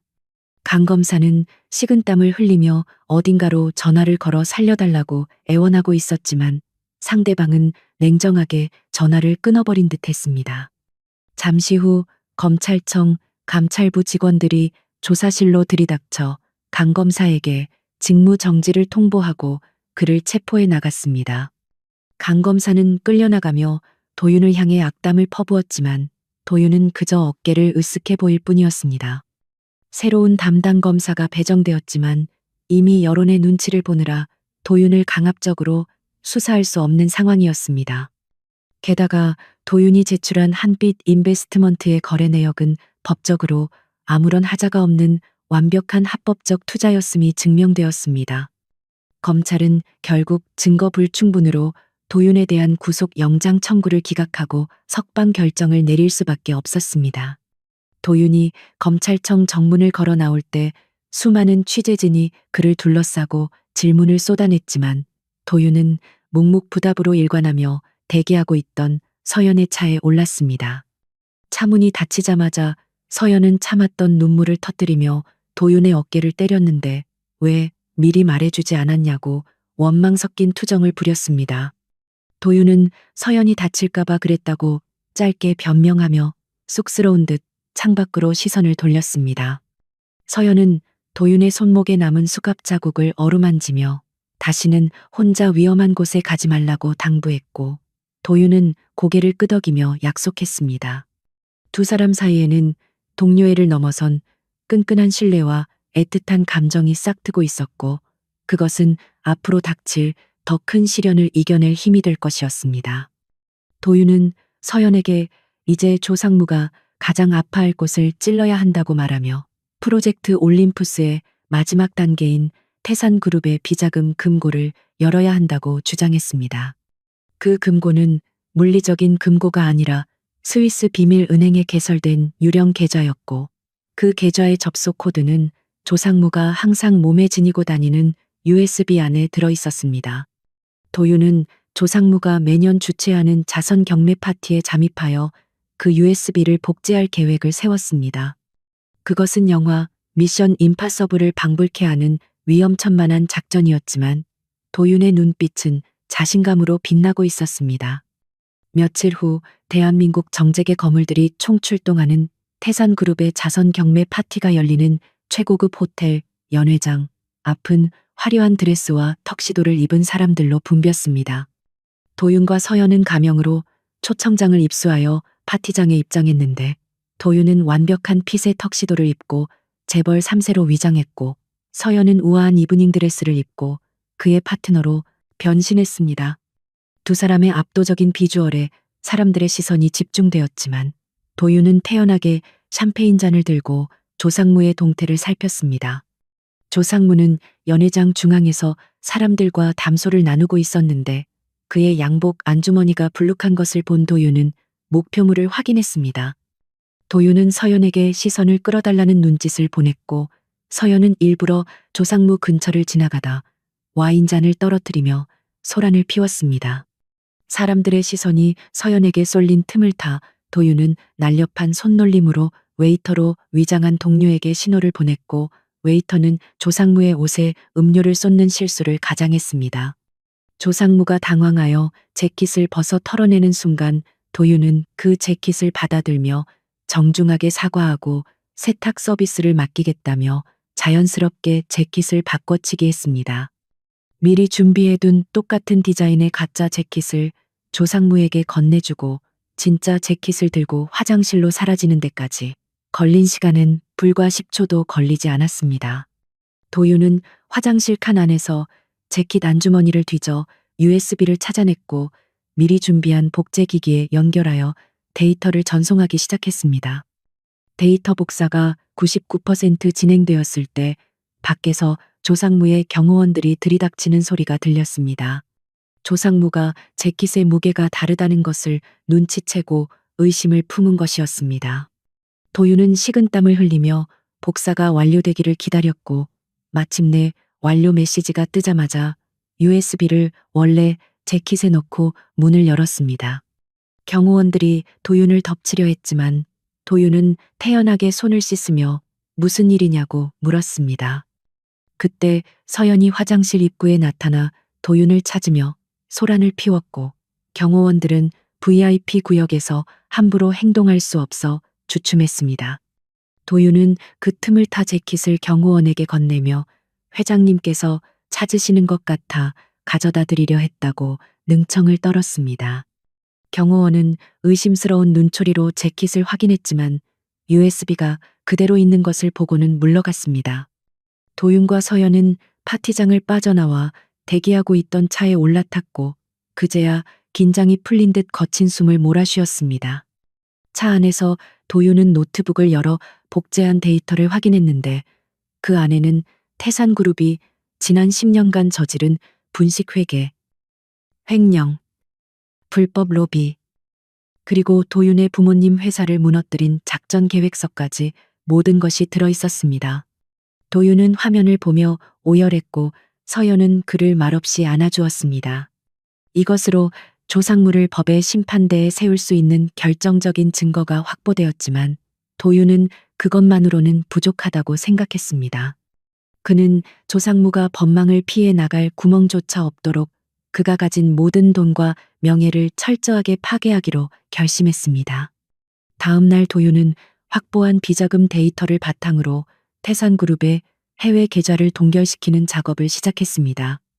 그는 국제 해커 그룹과 연계하여 조상무의 자금 세탁 루트를 차단하고 유령 회사들의 실체를 폭로하는 자료를 전 세계 금융 당국에 전송했습니다. 동시에 서연은 태산그룹의 주주들을 설득하여 조상무의 해임안을 상정하는 임시 주주총회를 소집했습니다. 조상무는 자신의 돈줄이 막히고 경영권마저 위협받자 미쳐 날뛰기 시작했고 최후의 발악으로 도윤과 서연을 제거하기 위한 암살자를 고용했습니다. 늦은 밤 사무실에 홀로 남아있던 도윤은 살기를 느끼고 본능적으로 몸을 피했습니다. 창문이 깨지며 소음기 달린 총알이 책상에 밝혔고 도윤은 바닥을 구르며 불을 껐습니다. 어둠 속에서 암살자와의 숨막히는 추격전이 벌어졌고 도윤은 배달 일을 하며 익힌 지형지물 활용 능력을 10분 발휘하여 암살자를 유인했습니다. 탕탕하는 총소리가 적막한 사무실을 울렸고 도윤은 팔을 스치는 부상을 입었지만 굴하지 않고 암살자의 뒤를 잡았습니다. 도윤은 암살자를 제압하고 그가 조상무의 사주를 받았다는 자백을 받아냈습니다. 이제 조상무는 살인교사 혐의까지 추가되어 더 이상 빠져나갈 곳이 없게 되었습니다. 도윤은 피 흐르는 팔을 부여잡고 서연에게 전화를 걸어 이제 끝을 낼 때가 왔다고 말했습니다. 그의 목소리는 지쳐 있었지만 그 어느 때보다 확신에 차 있었습니다. 다음 날 아침 태산그룹 본사 앞에는 경찰차와 검찰 수사관들이 진을 치고 있었고 조상무 회장은 수갑을 찬 채 끌려 나왔습니다. 수많은 카메라가 그 모습을 생중계했고 국민들은 환호했습니다. 도윤과 서연은 멀리서 그 모습을 지켜보며 손을 잡았습니다. 5년이라는 긴 시간 동안 도윤을 가두고 있던 복수의 감옥이 무너지는 순간이었습니다. 하지만 도윤의 표정은 밝지 않았는데 복수가 끝났다는 허무함과 이제 서연을 떠나야 한다는 약속이 떠올랐기 때문이었습니다. 도윤은 서연에게 그동안 고마웠다는 작별 인사를 건네며 돌아섰습니다. 서연은 그를 붙잡고 싶었지만 약속을 지키기 위해 입술을 깨물며 그의 뒷모습을 바라보았습니다. 도윤은 다시 낡은 배달원 유니폼을 입고 스쿠터에 올랐습니다. 그는 화려한 금융계를 뒤로하고 다시 익명의 도시 속으로 사라지려 했습니다. 하지만 운명은 그를 그렇게 쉽게 놓아주지 않았습니다. 스쿠터에 시동을 걸려는 순간 한빛 인베스트먼트의 대형 전광판에 속보가 떴습니다. 태산그룹 부도 처리, 금융시장 대혼란 예고, 조상무의 구속으로 태산그룹이 무너지면서 대한민국 경제가 휘청거리기 시작한 것이었습니다. 이것은 도윤이 예상하지 못한 변수였고 수많은 개미 투자자들과 서민들이 피해를 입게 될 위기였습니다. 서연은 도윤에게 달려와 도와달라고 애원했습니다. 당신이 시작한 일이니 당신이 마무리 지어달라고. 무너진 질서를 바로잡고 피해자들을 구제할 수 있는 사람은 고스트 강도윤뿐이라고 호소했습니다. 도윤은 헬멧을 쓴 채 잠시 고민하다가 시동을 끄고 헬멧을 벗었습니다. 그의 눈빛은 다시금 전장의 장수처럼 타오르기 시작했습니다. 도윤은 서연에게 다시 사무실로 가자고 말하며 이것이 진짜 마지막 임무가 될 것이라고 선언했습니다. 두 사람은 나란히 한빛타워로 걸어 들어갔고 직원들은 그들을 향해 길을 터주었습니다. 이제 그들의 목표는 복수가 아닌 구원이었습니다. 강도윤의 전설은 아직 끝나지 않았고 더 거대하고 위대한 도전이 그를 기다리고 있었습니다. 소트의 치용 부어비et방 팅태산 그룹의 부도 처리가 확정되자마자 대한민국 주식시장은 공포심에 질린 투매 물량이 쏟아지며 그야말로 아비규환의 생지옥으로 변해버렸고 종합주가 지수는 수직으로 낙하하고 있었습니다. 뉴스에서는 연일 울부짖는 개미 투자자들의 모습과 줄도산 위기에 처한 하청업체들의 사연을 보도하며 경제 대공황의 공포를 조장하고 있었고 정부조차 뚜렷한 대책을 내놓지 못하고 우왕좌왕했습니다. 한빛 인베스트먼트의 상황실 중앙에 선 강도윤은 붉게 충혈된 눈으로 모니터 속에 폭락하는 그래프를 응시하고 있었는데 그의 표정은 전쟁터 한복판에 선 장수처럼 비장했습니다. 그는 이번 사태가 단순한 기업의 몰락이 아니라 누군가가 의도적으로 판을 키워 한국 경제 전체를 헐값에 삼키려는 거대한 음모임을 직감하고 있었습니다. 도윤은 윤서연에게 지금 당장 우리가 가진 1,000억 원과 가용할 수 있는 모든 현금을 동원해 태산그룹의 알짜 계열사들을 방어해야 한다고 단호하게 주장했습니다. 서연은 회사의 전 재산을 건 도박이나 다름없는 제안에 잠시 망설였지만 도윤의 확신에 찬 눈빛을 믿고 재무팀장에게 자금 집행을 승인했습니다. 도윤은 단순히 주식을 사들이는 것이 아니라 외국계 헤지펀드들이 공매도로 주가를 떨어뜨리는 시점을 정확히 포착하여 그들의 물량을 받아내는 역발상 전략을 구사하기 시작했습니다. 그의 손가락이 키보드를 두드릴 때마다 수십억 원의 자금이 시장에 투입되었고 끝없이 추락하던 주가 그래프에는 미세한 브레이크가 걸리기 시작했습니다. 하지만 적들은 예상보다 훨씬 거대하고 교활했는데 그들은 월가의 포식자라 불리는 거대 사모펀드 골든 게이트였고 그들은 이미 태산그룹의 채권단과 결탁하여 회사를 조각내어 팔아치울 계획을 세우고 있었습니다. 골든 게이트의 아시아 지부장 제임스 킴은 한빛 인베스트먼트가 방해꾼으로 등장하자 코웃음을 치며 더 막대한 자금을 쏟아부어 도윤을 압살하려 했습니다. 시장에는 한빛이 곧 파산할 것이라는 악성 루머가 돌기 시작했고 불안해진 투자자들이 한빛의 펀드를 환매하겠다고 몰려들며 서연을 압박했습니다. 서연은 전화통에 불이 나도록 걸려오는 항해 전화를 받으며 식은땀을 흘렸지만 도윤은 뒤도 돌아보지 않고 오직 차트와 수급 현황에만 집중했습니다. 도윤은 제임스 킴이 기계적인 알고리즘 매매를 통해 시장을 교란하고 있다는 사실을 간파하고 그 알고리즘의 허점을 파고드는 허수 주문 전략을 세웠습니다. 그는 실제로는 체결시킬 의사가 없는 거대한 매수 주문을 바닥권에 깔아놓아 적들의 알고리즘이 바닥을 확인했다고 착각하게 만든 뒤 매도 물량을 거두어들이게 유도했습니다. 도윤의 치밀한 심리전에 말려든 골든 게이트의 인공지능은 매도세를 멈추고 관망세로 돌아섰고 그 틈을 타 도윤은 실제 자금을 투입하여 주가를 급반등시켰습니다. 바닥에서 10% 이상 급등하자 공포에 질려 투매했던 개인 투자자들이 다시 매수세로 가담하기 시작했고 시장의 분위기는 순식간에 반전되었습니다. 제임스 킴은 자신의 모니터를 보며 욕설을 내뱉었고 당장 한빛 인베스트먼트의 대표를 만나 담판을 짓겠다며 연락을 취해왔습니다. 도윤은 서연에게 자신이 직접 나가겠다고 말하며 낡은 배달원 유니폼 대신 서연이 사준 최고급 슈트를 말끔하게 차려입었습니다.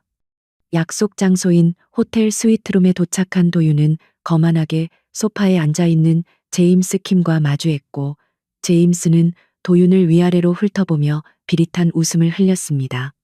제임스는 도윤에게 계란으로 바위 치지 말고 우리와 손을 잡으면 태산그룹의 핵심 기술을 넘겨주고 막대한 수수료를 챙겨주겠다고 회유했습니다.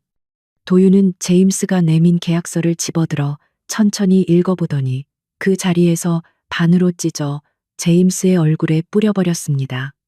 그는 차가운 목소리로 나는 돈을 벌러 온 것이 아니라 너 같은 하이에나들이 우리 기업을 뜯어먹는 꼴을 못 봐서 온 것이라고 일갈했습니다. 도윤은 이미 골든 게이트가 과거 동남아시아 외환 위기 때 저질렀던 불법적인 환치기, 수법과 조세 포탈 증거들을 확보해둔 상태였고 그것을 테이블 위에 던졌습니다. 이 자료가 금융감독원과 인터폴에 넘어가는 순간 당신은 한국에서 추방되는 것은 물론이고 본사에서도 파면될 것이라는 도윤의 협박에 제임스의 얼굴은 사색이 되었습니다.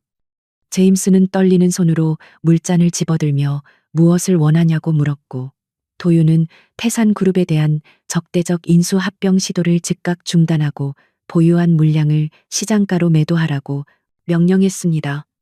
그것은 골든 게이트에게 막대한 손실을 입히는 조건이었지만 자신의 비리가 폭로되는 것보다는 나았기에 제임스는 울며 겨자먹기로 도윤의 요구를 수용할 수밖에 없었습니다.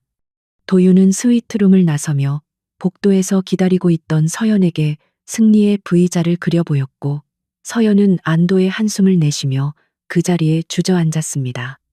두 사람은 서로를 바라보며 환하게 웃었고 그 미소 속에는 생사를 함께한 전우의 이상의 감정이 싹트고 있었습니다.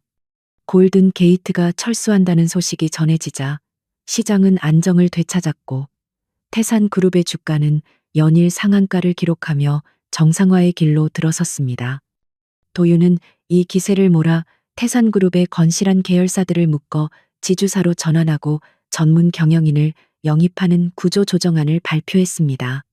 그는 단순히 기업을 살리는 것을 넘어 노동자들의 고용을 승계하고 협력업체들의 대금을 우선 지급하는 상생 방안을 제시하여 국민적인 영웅으로 떠올랐습니다.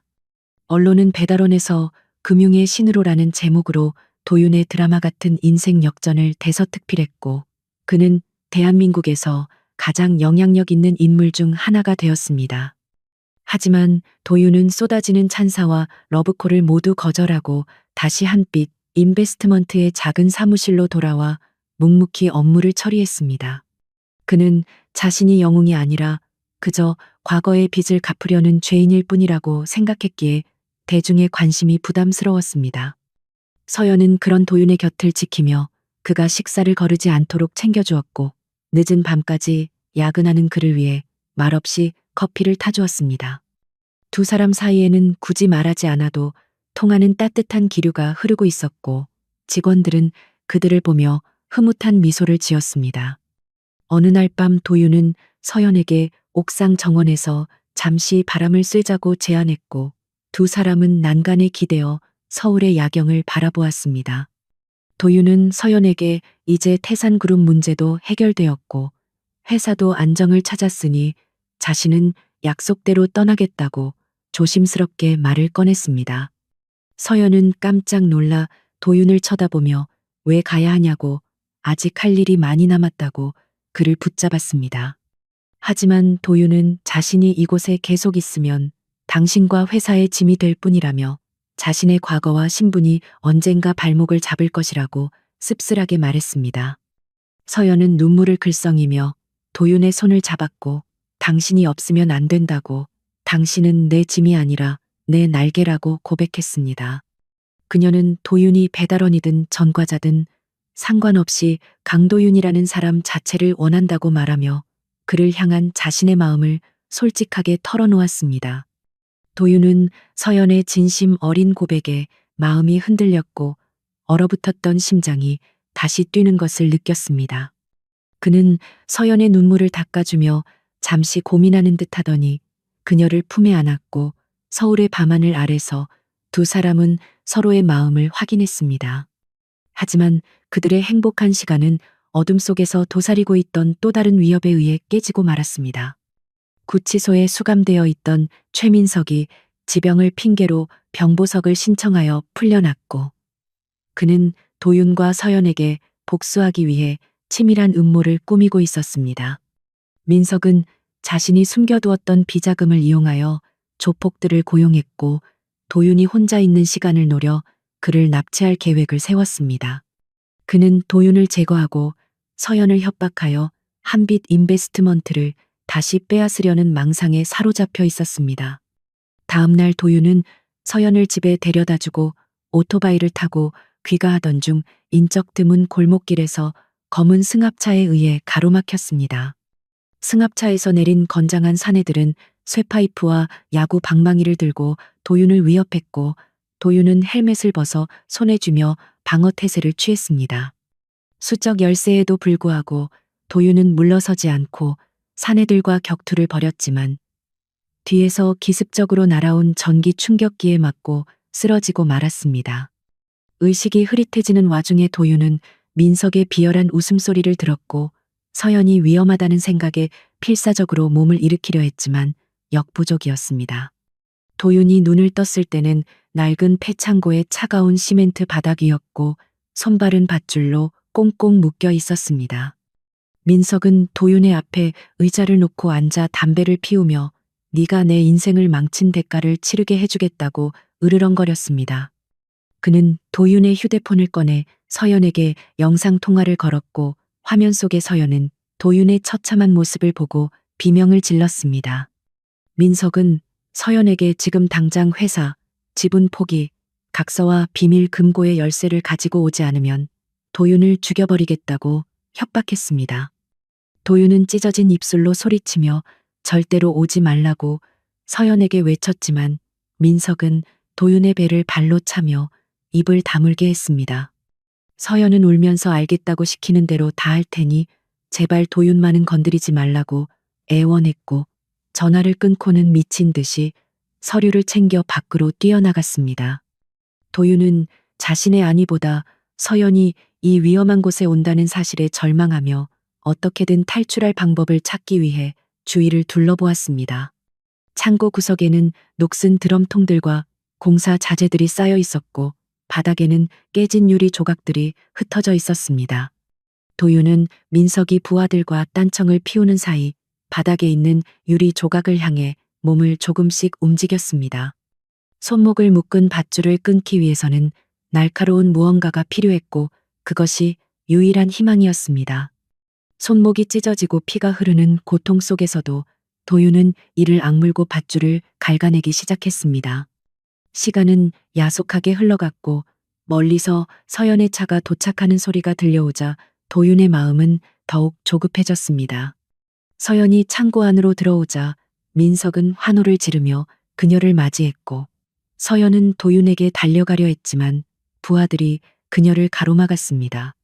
민석은 서연에게 서류를 넘기라고 손을 내밀었고 서연은 도윤을 풀어주기 전에는 줄 수 없다고 버텼습니다. 민석은 비웃으며 부하들에게 서연을 강제로 제압하라고 지시했고 그 순간 도윤의 손목을 묶고 있던 밧줄이 끊어졌습니다. 도윤은 맹수처럼 튀어올라 옆에 있던 쇠파이프를 집어들고 부하들을 가격하기 시작했습니다. 갑작스러운 도윤의 반격에 당황한 조폭들은 우왕좌왕했고 도윤은 그 틈을 타 서연을 자신의 뒤로 보호하며 민석을 노려보았습니다. 그의 눈빛은 지옥에서 돌아온 사신처럼 살기로 번들거리고 있었고 온몸은 피와 땀으로 범벅이 되어 있었지만 기세만은 그 누구도 꺾을 수 없었습니다. 도윤은 민석에게 이제 네가 지은 죄의 대가를 치를 시간이라며 천천히 다가갔고 민석은 공포에 질려 뒷걸음질 쳤습니다. 폐창고 안에는 긴장감이 감돌았고 최후의 결전이 시작되려 하고 있었습니다. 하지만 민석은 비열하게도 품속에서 권총을 꺼내들었고 도윤과 서연을 향해 겨누었습니다. 탕하는 총성이 창고를 울렸고 도윤은 본능적으로 서연을 감싸 안으며 쓰러졌습니다. 서연은 도윤의 이름을 부르며 오열했고 민석은 광기 어린 웃음을 터뜨리며 자신의 승리를 확신했습니다. 그러나 도윤은 아직 쓰러지지 않았고 그의 눈빛은 여전히 살아있었습니다. 과연 도윤은 이 절체절명의 위기에서 서연을 구하고 민석을 응징할 수 있을 것인지 운명의 시간은 얼마 남지 않았습니다. 폐창고를 뒤흔든 날카로운 총성은 윤서연의 비명소리와 뒤섞여 공포스러운 화음을 만들어냈고 강도윤은 서연을 품에 안은 채 바닥으로 무겁게 쓰러졌습니다. 붉은 선혈이 도윤의 회색 슈트 어깨 부분을 빠르게 적시며 번져나갔지만 그는 고통을 삼키며 이를 악물고 서연의 상태부터 살폈습니다. 다행히 총알은 도윤의 왼쪽 어깨를 관통했을 뿐 치명적인 급소는 피했기에 그는 흐릿해지는 의식을 부여잡고 상황을 파악하려 썼습니다. 최민석은 자신의 손에 들린 권총과 쓰러진 도윤을 번갈아 쳐다보며 미친 사람처럼 히스테릭한 웃음을 터뜨렸는데 그것은 살인을 저질렀다는 공포와 승리감에 도취된 기괴한 모습이었습니다. 민석은 떨리는 손으로 총구를 다시 겨누며 이번에는 확실하게 심장을 쏘아주겠다고 중얼거렸고 서연은 도윤의 앞을 가로막으며 그만하라고 절규했습니다. 도윤은 서연을 밀쳐내고 비틀거리는 몸을 일으켜 세웠는데 피를 많이 흘려 안색이 창백했지만 눈빛만은 여전히 형형하게 살아있었습니다. 그는 민석을 향해 비릿한 미소를 지으며 고작 총 한 자루에 의지해야 할 만큼 네가 가진 힘이 보잘것없는 것이냐고 도발했습니다.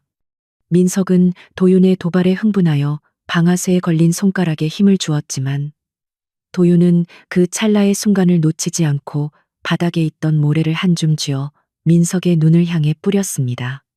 민석이 비명을 지르며 눈을 가리는 사이 도윤은 부상당한 몸을 날려 민석의 명치를 머리로 들이받았고 두 사람은 엉겨붙어 바닥을 뒹굴었습니다. 권총이 미끄러져 멀리 날아갔고 짐승 같은 몸싸움이 이어졌지만 생존 본능이 깨어난 도윤의 기세는 민석을 압도하기에 충분했습니다. 도윤은 성한 오른팔로 민석의 멱살을 잡고 주먹을 날렸는데 그 한 방 한 방에는 지난 5년의 세월 동안 겪었던 서름과 분노가 고스란히 담겨 있었습니다. 민석은 얼굴이 피투성이가 된 채 살려달라고 애원했지만 도윤은 멈추지 않았고 그의 주먹은 민석의 오만함과 비열함을 철저하게 부수어 놓았습니다.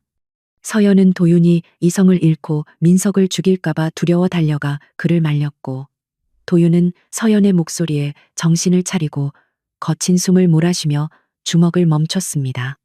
그때 창고 밖에서 요란한 사이렌 소리가 들려오기 시작했고 경찰 특공대가 창문과 문을 부수고 진입하여 현장을 장악했습니다. 도윤은 경찰들이 민석에게 수갑을 채우는 모습을 지켜보며 긴장이 풀린 듯 그 자리에 주저앉았고 서연은 급히 도윤의 지혈을 시도하며 오열했습니다. 민석은 끌려나가면서도 자신이 누구인지 아냐며 고래고래 소리를 질렀지만 경찰들은 그를 흉악범 취급하며 호송차에 태워버렸습니다. 구급 대원들이 달려와 도윤을 들것에 실었고 서연은 구급차에 동승하여 도윤의 손을 꼭 잡고 놓지 않았습니다. 도윤은 흐릿해지는 시야 속에서도 서연이 무사하다는 사실에 안도하며 희미한 미소를 지었고 이내 깊은 어둠 속으로 의식을 잃고 빠져들었습니다. 도윤이 눈을 떴을 때는 병원 특실의 하얀 천장이 보였고 창밖에는 따뜻한 오후의 햇살이 평화롭게 내리쬐고 있었습니다. 그는 어깨에 욱신거리는 통증을 느끼며 몸을 일으키려 했으나 옆에서 꾸벅꾸벅 졸고 있는 서연을 발견하고 동작을 멈췄습니다. 서연은 며칠 동안 씻지도 못하고 간호하느라 초췌해진 모습이었지만 도윤의 눈에는 세상 그 누구보다 아름답고 소중하게 보였습니다. 그는 조심스럽게 손을 뻗어 서연의 헝클어진 머리카락을 넘겨주었고 서연은 그 인기척에 놀라 눈을 번쩍 떴습니다. 도윤이 깨어난 것을 확인한 서연은 왈칵 눈물을 쏟으며 그를 끌어안았고 도윤은 아픈 어깨도 잊은 채 그녀를 토닥여 주었습니다. 의사가 들어와 도윤의 상태를 체크하며 총알이 근육만 찍고 나가 천만다행이라며 며칠만 안정하면 퇴원할 수 있다고 진단했습니다. 서연은 의사에게 연신 고개를 숙이며 감사하다고 말했고 도윤은 그런 서연을 보며 가슴 한구석이 뭉클해졌습니다. 뉴스를 켜자 최민석의 살인 미수 및 납치 혐의가 대서특필되고 있었고 태산그룹의 조상무 회장 역시 징역 20년형을 구형받았다는 소식이 전해졌습니다. 한빛 인베스트먼트를 위협하던 모든 악의 세력들이 일망타진된 것이었고 도윤과 서연의 길고 긴 싸움은 비로소 완벽한 승리로 마침표를 찍게 되었습니다. 병실에는 연일 도윤의 안부를 묻는 화환과 선물들이 쇄도했는데 금융계뿐만 아니라 정재계 인사들까지 그에게 줄을 대기 위해 안달이 난 상태였습니다. 언론은 도윤을 금융계의 아이언맨이라 부르며 그의 영웅담을 연일 방송했고 그는 원하지 않게 대한민국 최고의 스타가 되어 있었습니다. 하지만 도윤은 그 모든 관심이 부담스러웠고 화려한 조명 뒤에 숨겨진 자신의 어두운 과거가 언젠가 서연에게 짐이 될 것이라는 생각에 괴로워했습니다. 그는 자신이 있을 곳은 이곳이 아니라는 생각을 굳히며 퇴원 날짜만을 기다렸습니다. 퇴원 전날 밤 서연은 도윤을 위해 병실에서 조촐한 파티를 열었는데 케이크에 촛불을 끄며 두 사람은 서로의 소원을 빌었습니다. 서연은 도윤이 영원히 자신의 곁에 있어 주기를 빌었지만 도윤은 서연이 자신을 잊고 행복해지기를 빌었습니다. 서연은 도윤에게 퇴원하면 정식으로 공동대표 자리를 제안하겠다고 말하며 미래에 대한 청사진을 그려 보였습니다. 하지만 도윤은 묵묵부답으로 일관하며 씁쓸한 미소만 지을 뿐이었고 서연은 도윤의 침묵에서 불길한 예감을 느꼈지만 애써 외면하려 했습니다. 도윤은 모두가 잠든 새벽에 조용히 일어나 환자복을 벗고 서연이 가져다 둔 낡은 배달원 유니폼으로 갈아입었습니다. 그는 책상 위에 서연에게 남기는 짧은 편지와 한빛 인베스트먼트의 지분양도 각서를 올려놓았습니다. 편지에는 당신은 빛나는 태양이고 나는 어둠 속에 숨어 사는 유령일 뿐입니다. 태양과 유령은 공존할 수 없기에 내가 떠나는 것이 맞습니다. 부디 행복하세요. 라는 내용이 적혀 있었습니다. 도윤은 마지막으로 잠든 서연의 이마에 입을 맞추고 뒤도 돌아보지 않고 병실을 나섰습니다. 병원을 빠져나온 도윤은 차가운 새벽 공기를 마시며 낡은 스쿠터에 시동을 걸었는데 엔진 소리가 유난히 쓸쓸하게 들렸습니다. 그는 어디로 가야 할지 정해진 목적지는 없었지만 사람들이 자신을 알아보지 못하는 아주 먼 곳으로 떠나 조용히 살고 싶었습니다. 복수는 끝났지만 그의 마음에 남은 상처와 공허함은 쉽게 채워지지 않았고 그는 스스로에게 유배형을 내리기로 한 것이었습니다. 도윤이 탄 스쿠터가 새벽 안개 속으로 사라져갈 때 한빛타워의 전광판에는 여전히 그의 성공 신화가 화려하게 빛나고 있었습니다. 아침이 되어 병실을 찾은 서연은 텅 빈 침대와 도윤이 남긴 편지를 발견하고 그 자리에 주저앉아 통곡했습니다. 그녀는 도윤이 떠날 것을 예감하고 있었지만 막상 현실로 다가오자 가슴이 찢어지는 듯한 고통을 느꼈습니다. 하지만 서연은 이내 눈물을 닦고 자리에서 일어났는데 그녀는 도윤을 이대로 보낼 수 없다는 생각에 주먹을 불끈 쥐었습니다. 도윤이 숨으려 한다면 자신이 찾아내면 될 것이고 그가 도망치려 한다면 끝까지 쫓아가서 잡아오겠다고 다짐했습니다. 서연은 즉시 비서실장에게 연락하여 도윤의 행방을 추적하라고 지시했고 탐정들을 고용하여 전국의 항구와 공항을 감시하게 했습니다. 그녀는 도윤이 남긴 지분량도 각서를 갈기갈기 찢어버리며 그가 돌아올 때까지 한빛 인베스트먼트의 공동대표 자리는 비워둘 것이라고 선언했습니다. 직원들은 서연의 결연한 의지에 감동하여 함께 도윤 찾기에 동참했고 회사는 업무보다 도윤의 행방을 찾는 일에 더 열을 올리게 되었습니다. 한편 도윤은 남해의 한 작은 어촌 마을에 정착하여 신분을 숨긴 채 배실과 막노동을 하며 살아가고 있었습니다. 그는 낮에는 땀 흘려 일하고 밤에는 바닷가에 앉아 파도 소리를 들으며 마음의 평화를 찾으려 노력했습니다. 하지만 문득문득 떠오르는 서연의 얼굴과 그녀와 함께했던 치열했던 시간들이 그를 괴롭혔고 그는 술로 그리움을 달래야 했습니다.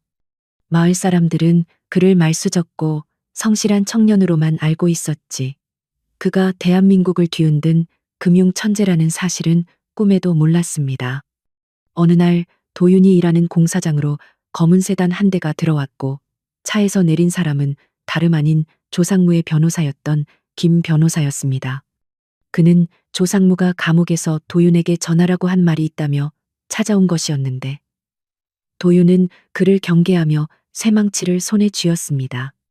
김 변호사는 도윤에게 조상무가 숨겨둔 마지막 비자금 500억 원의 위치가 담긴 비밀 계좌번호를 건네며 이것을 가지는 대신 조상무의 옥중 편의를 봐달라는 거래를 제안했습니다. 도윤은 코웃음을 치며 그 제안을 거절하려 했지만 김 변호사가 덧붙인 말에 귀가 솔깃해졌습니다. 김 변호사는 현재 한빛 인베스트먼트가 외국계 투기 자본의 2차 공격을 받아 위기에 처해 있으며 윤서연 대표가 고군분투하고 있다는 소식을 전했습니다. 도윤은 서연이 위험하다는 말에 심장이 철렁 내려앉았고 김 변호사에게 자세한 상황을 물었습니다. 블랙록이라는 거대 헤지펀드가 한빛의 경영권을 노리고 적대적 인수합병을 시도하고 있다는 것이었고 서연은 자금 부족으로 방어에 어려움을 겪고 있다는 것이었습니다. 도윤은 자신이 떠난 후 서연이 겪었을 고초를 생각하며 죄책감에 고개를 들 수 없었습니다. 도윤은 김 변호사에게 비자금 계좌 번호를 넘겨받는 대신 그 돈을 모두 한빛 인베스트먼트의 방어 자금으로 쓰겠다고 선언했습니다.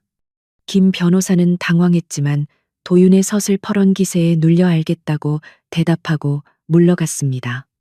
도윤은 공사장 반장에게 급한 일이 생겨 떠나야 한다고 말하고 짐을 챙겼습니다. 그는 다시 서울로 돌아가야 할 명분이 생겼고 이번에는 도망치지 않고 정면으로 부딪혀 서연과 회사를 지키겠다고 결심했습니다. 도윤은 낡은 스쿠터 대신 김 변호사가 타고 온 차를 빼앗아 타고 서울을 향해 질주했습니다. 라디오에서는 한빛 인베스트먼트의 주가가 폭락하고 있다는 뉴스가 흘러나왔고 도윤은 엑셀레이터를 밟는 발에 힘을 주었습니다. 5시간을 달려 서울에 도착한 도윤은 곧바로 한빛타워로 향했고 로비에는 시위대와 기자들로 인산인해를 이루고 있었습니다. 도윤은 사람들을 해치고 안으로 들어갔고 보안 요원들이 그를 막아섰지만 그의 눈빛을 보고는 길을 터주었습니다. 서연은 대표실에서 임원들과 대책 회의를 하고 있었지만 뾰족한 수가 없어 분위기는 침울하기 그지없었습니다. 그때 회의실 문이 열리고 먼지 투성이의 작업복을 입은 도윤이 들어서자 모두의 시선이 그에게 쏠렸습니다. 서연은 도윤을 보자마자 자리에서 벌떡 일어났고 눈물을 글썽이며 달려와 그를 껴안았습니다.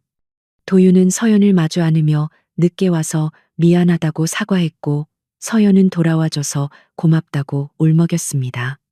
도윤은 임원들에게 자신이 가져온 500억 원의 자금으로 블랙록의 공격을 막아낼 계획을 설명했습니다. 그는 조상무의 더러운 돈을 정의로운 일에 사용하여 그를 2번 죽이는 셈이 될 것이라고 말하며 호탕하게 웃었습니다.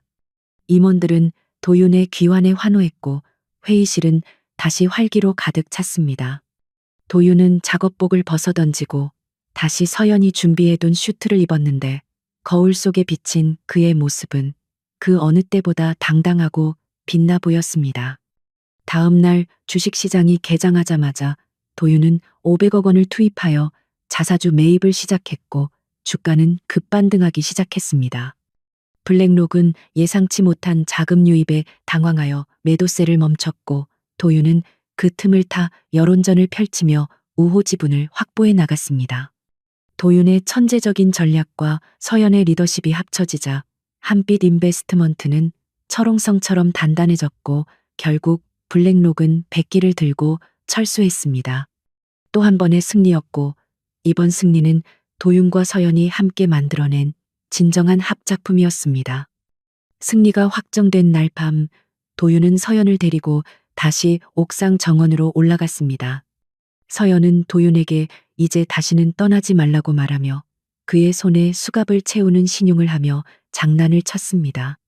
도윤은 웃으며 이제는 당신이 가라고 해도 안 간다고 대답했고 서연의 손에 작은 반지 상자를 쥐어주었습니다. 그것은 도윤이 남해에서 일하며 번 돈으로 산 소박한 은반지였지만 서연에게는 세상 그 어떤 보석보다 값진 선물이었습니다. 도윤은 서연에게 나와 함께 평생을 파트너로 살아달라고 프러포즈했고 서연은 눈물을 흘리며 고개를 끄덕였습니다. 두 사람은 서울의 야경을 배경으로 입맞춤을 나누었고 밤하늘에는 축복처럼 별똥별이 떨어졌습니다. 도윤은 서연을 안으며 생각했습니다. 자신은 어둠 속의 유령이 아니라 서연을 빛내주는 그림자가 되어 평생 그녀를 지키겠다고. 그리고 이제는 행복해질 자격이 충분하다고 스스로를 위로했습니다. 다음 날 아침 도윤과 서연은 나란히 출근했는데 직원들은 두 사람의 네 번째 손가락에 끼워진 반지를 보고 환호성과 박수를 보냈습니다. 도윤은 쑥스러운 듯 머리를 극적였지만 서연은 당당하게 반지를 들어 보이며 자랑했습니다. 한빛 인베스트먼트는 이제 대한민국을 넘어 세계적인 투자회사로 도약할 준비를 마쳤고 그 중심에는 강도윤과 윤서연이라는 최강의 콤비가 있었습니다. 하지만 이야기는 여기서 끝이 아니었는데 사무실로 의문의 소포 하나가 배달되었기 때문이었습니다. 발신인이 없는 그 소포 안에는 낡은 녹음 테이프 하나가 들어있었고 도윤이 그것을 재생하자 낯선 남자의 목소리가 흘러나왔습니다. 조상무는 꼬리일 뿐이다. 진짜 몸통은 아직 살아있다. 라는 섬뜩한 경고였는데 도윤은 직감적으로 새로운 적이 등장했음을 깨달았습니다. 그는 서연을 바라보며 쓴웃음을 지었고 서연 역시 결의에 찬 눈빛으로 도윤을 바라보았습니다. 도윤은 넥타이를 고쳐매며 서연에게 말했습니다. 지루할 틈이 없네. 한 판 더 놀아볼까? 서연은 도윤의 팔짱을 끼며 대답했습니다. 당신과 함께라면 지옥이라도 상관없어. 두 사람은 창밖을 바라보며 새로운 전쟁을 준비했고 그들의 눈빛은 두려움이 아닌 흥분으로 빛나고 있었습니다. 강도윤의 전설은 끝난 것이 아니라 이제 막 이막이 시작되고 있었습니다. 한빛타워의 최상층 집무실 창밖으로 보이는 서울의 풍경은 계절이 바뀌어 어느덧 붉은 단풍으로 물들어가고 있었고 강도윤은 그 화려한 색채의 향연을 내려다보며 지난 며칠간 자신을 괴롭혔던 의문의 녹음 테이프를 다시 한번 재생해 보았습니다. 진짜 몸통은 살아있다는 그 섬뜩한 경고는 도윤의 신경을 날카롭게 건드렸지만 그는 두려움에 떨기보다는 오히려 냉철하게 상황을 분석하며 이것이 단순한 협박이 아닌 거대한 세력의 존재를 알리는 신호탄임을 직감했습니다. 도윤은 국제 해커팀을 통해 발신지를 추적한 결과 그 신호가 스위스와 케이맨 제도를 거쳐 월가의 심장부인 뉴욕의 한 사모펀드 사무실에서 시작되었음을 밝혀냈습니다. 그것은 조상무 회장조차 하수인으로 부리던 세계 금융시장을 마쿠에서 조종하는 그림자 정부 더 클럽의 존재를 암시하는 것이었고, 도윤은 이제 싸움의 판이 국내를 넘어 세계로 확장되었음을 깨달았습니다. 윤서연은 도윤의 굳은 표정을 살피며 다가와 따뜻한 차를 건넸는데, 그녀의 눈빛에는 걱정과 함께 어떤 상황에서도 도윤과 함께하겠다는 무한한 신뢰가 담겨 있었습니다. 도윤은 서연에게 우리가 상대해야 할 적은 상상을 초월하는 거물들이며, 그들은 돈을 무기로 국가의 경제마저 좌지우지하는 괴물들이라고 솔직하게 털어놓았습니다. 서연은 잠시 놀란 듯했으나 이내 미소를 지으며 우리가 그 괴물들을 잡는 사냥꾼이 되면 된다고 대담하게 대답했고, 그 말은 도윤의 가슴 속에 뜨거운 용기를 불어넣었습니다. 두 사람은 더 이상 과거의 피해자가 아니라 미래를 개척하는 동반자로서 서로의 손을 맞잡았고, 한빛 인베스트먼트를 그 어떤 외풍에도 흔들리지 않는 난공불락의 요새로 만들기로 결의했습니다. 도윤은 본격적으로 회사의 체질 개선에 나섰는데, 가장 먼저 한 일은 조상무가 남긴 더러운 돈 500억 원을 종잣돈으로 하여 라이더 상생펀드를 조성하는 것이었습니다. 그는 자신이 배달원으로 일하며 겪었던 서름과 고통을 누구보다 잘 알고 있었기에 플랫폼 노동자들과 비정규직 근로자들을 위한 금융지원 및 장학재단을 설립하여 사회에 환원하기로 결정했습니다. 이 파격적인 결정은 주주들의 반발을 살 수도 있었지만, 도윤은 돈은 사람을 위해 쓰일 때 비로소 가치를 지닌다는 경영 철학을 내세워 이사회를 설득했습니다. 언론은 도윤의 이러한 행보를 자본주의의 새로운 희망이라며 대서특필했고, 한빛 인베스트먼트의 이미지는 투기 집단에서 사회적 기업으로 탈바꿈하며 국민들의 전폭적인 지지를 얻게 되었습니다. 어느 날 오후, 도윤은 수행원도 없이 홀로 낡은 스쿠터를 타고 자신이 일했던 배달대행 사무실을 찾았는데, 갑작스러운 그의 방문에 사무실은 발칵 뒤집혔습니다. 컵라면을 먹으며 코를 기다리던 옛 동료들은 TV에서나 보던 재벌 회장이 된 도윤을 보고 어쩔 줄 몰라 했지만, 도윤은 예전처럼 편하게 형, 동생이라 부르며 그들의 땀 젖은 손을 잡아주었습니다. 그는 사무실장에게 펀드 증서를 건네며 형님 덕분에 제가 버틸 수 있었습니다. 이제 이 돈으로 동료들 보험도 들어주시고 오토바이도 좋은 걸로 바꿔주세요. 라고 말하며 고개를 숙였습니다. 사무실장은 눈물을 글썽이며 도윤을 껴안았고, 좁은 사무실 안은 뜨거운 감동의 눈물바다가 되었습니다. 도윤은 그곳에서 자신이 어디서 왔는지, 그리고 왜 성공해야 했는지를 다시 한번 가슴 깊이 새겼습니다. 한편 구치소에 수감된 조상무와 최민석은 몰락한 제왕과 배신자의 비참한 말로를 보여주고 있었는데, 특히 조상무는 징역 20년이 확정되자 정신적인 충격으로 인해 실어증 증세까지 보이고 있었습니다. 도윤은 마지막으로 조상무를 면회하기 위해 구치소를 찾았는데, 유리벽 너머에 앉은 조상무는 초점 없는 눈으로 허공만 응시하고 있었습니다. 도윤은 그에게 당신은 나에게 졌다고 생각하겠지만, 사실 당신은 당신 자신의 끝없는 탐욕에 잡아먹힌 것입니다. 라고 나직하게 말했습니다.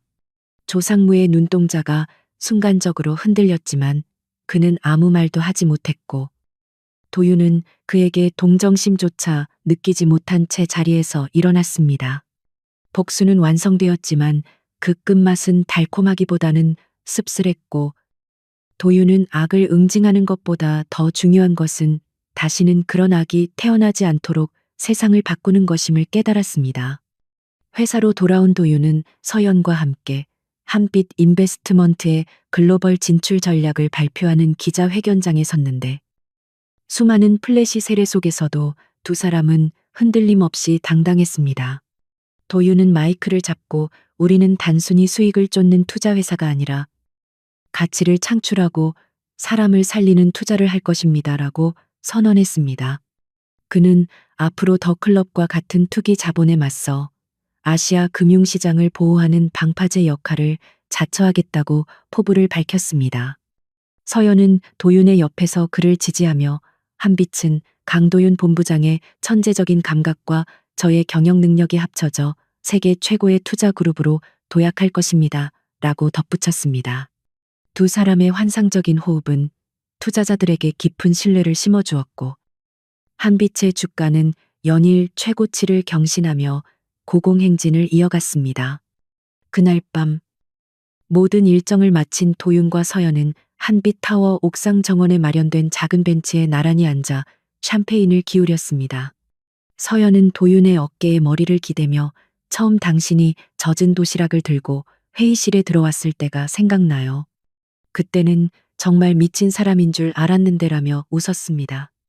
도윤은 피식 웃으며 그때 당신이 나를 믿어주지 않았다면 지금의 나도 없었을 겁니다. 당신은 나를 구원한 여신이에요. 라고 진심을 담아 고백했습니다. 서연은 도윤의 손을 꽉 잡으며 아니요. 당신이 나를 지옥에서 꺼내준 기사님이죠. 우리 1,000억이라는 빚으로 시작했지만 이제는 사랑이라는 자산만 남았네요. 라고 화답했습니다. 도윤은 주머니에서 낡은 회중시계를 꺼내 만지작거렸는데 이제 그 시계는 멈춰있지 않고 힘차게 돌아가고 있었습니다. 그는 서연에게 이 시계 바늘처럼 우리 시간도 이제 멈추지 않고 계속 흘러갈 겁니다. 어떤 시련이 와도 당신 손을 놓지 않겠습니다라고 맹세했습니다. 서연은 눈물을 글썽이며 도윤에게 입을 맞추었고 서울의 야경이 두 사람을 축복하듯 화려하게 빛나고 있었습니다. 그들은 알고 있었습니다. 앞으로 더 클럽과의 전쟁 등 험난한 파도가 몰려오겠지만 두 사람이 함께라면 그 어떤 거친 파도도 넘을 수 있다는 것을. 1년 후 한빛 인베스트먼트는 월가의 주목을 받는 아시아 최대의 투자회사로 성장했고 강도윤과 윤서연은 금융계의 세기의 커플로 불리며 결혼식을 올렸습니다. 결혼식장은 화려한 꽃장식 대신 쌀 화환으로 가득 찼고 하객으로 참석한 배달 라이더들과 정재계 인사들이 어우러져 진풍경을 연출했습니다. 도윤은 턱시도를 입고 서연의 손을 잡으며 준비됐어요. 이제 진짜 파티를 시작해볼까요? 라고 속삭였습니다. 서연은 웨딩드레스 자락을 휘날리며 물론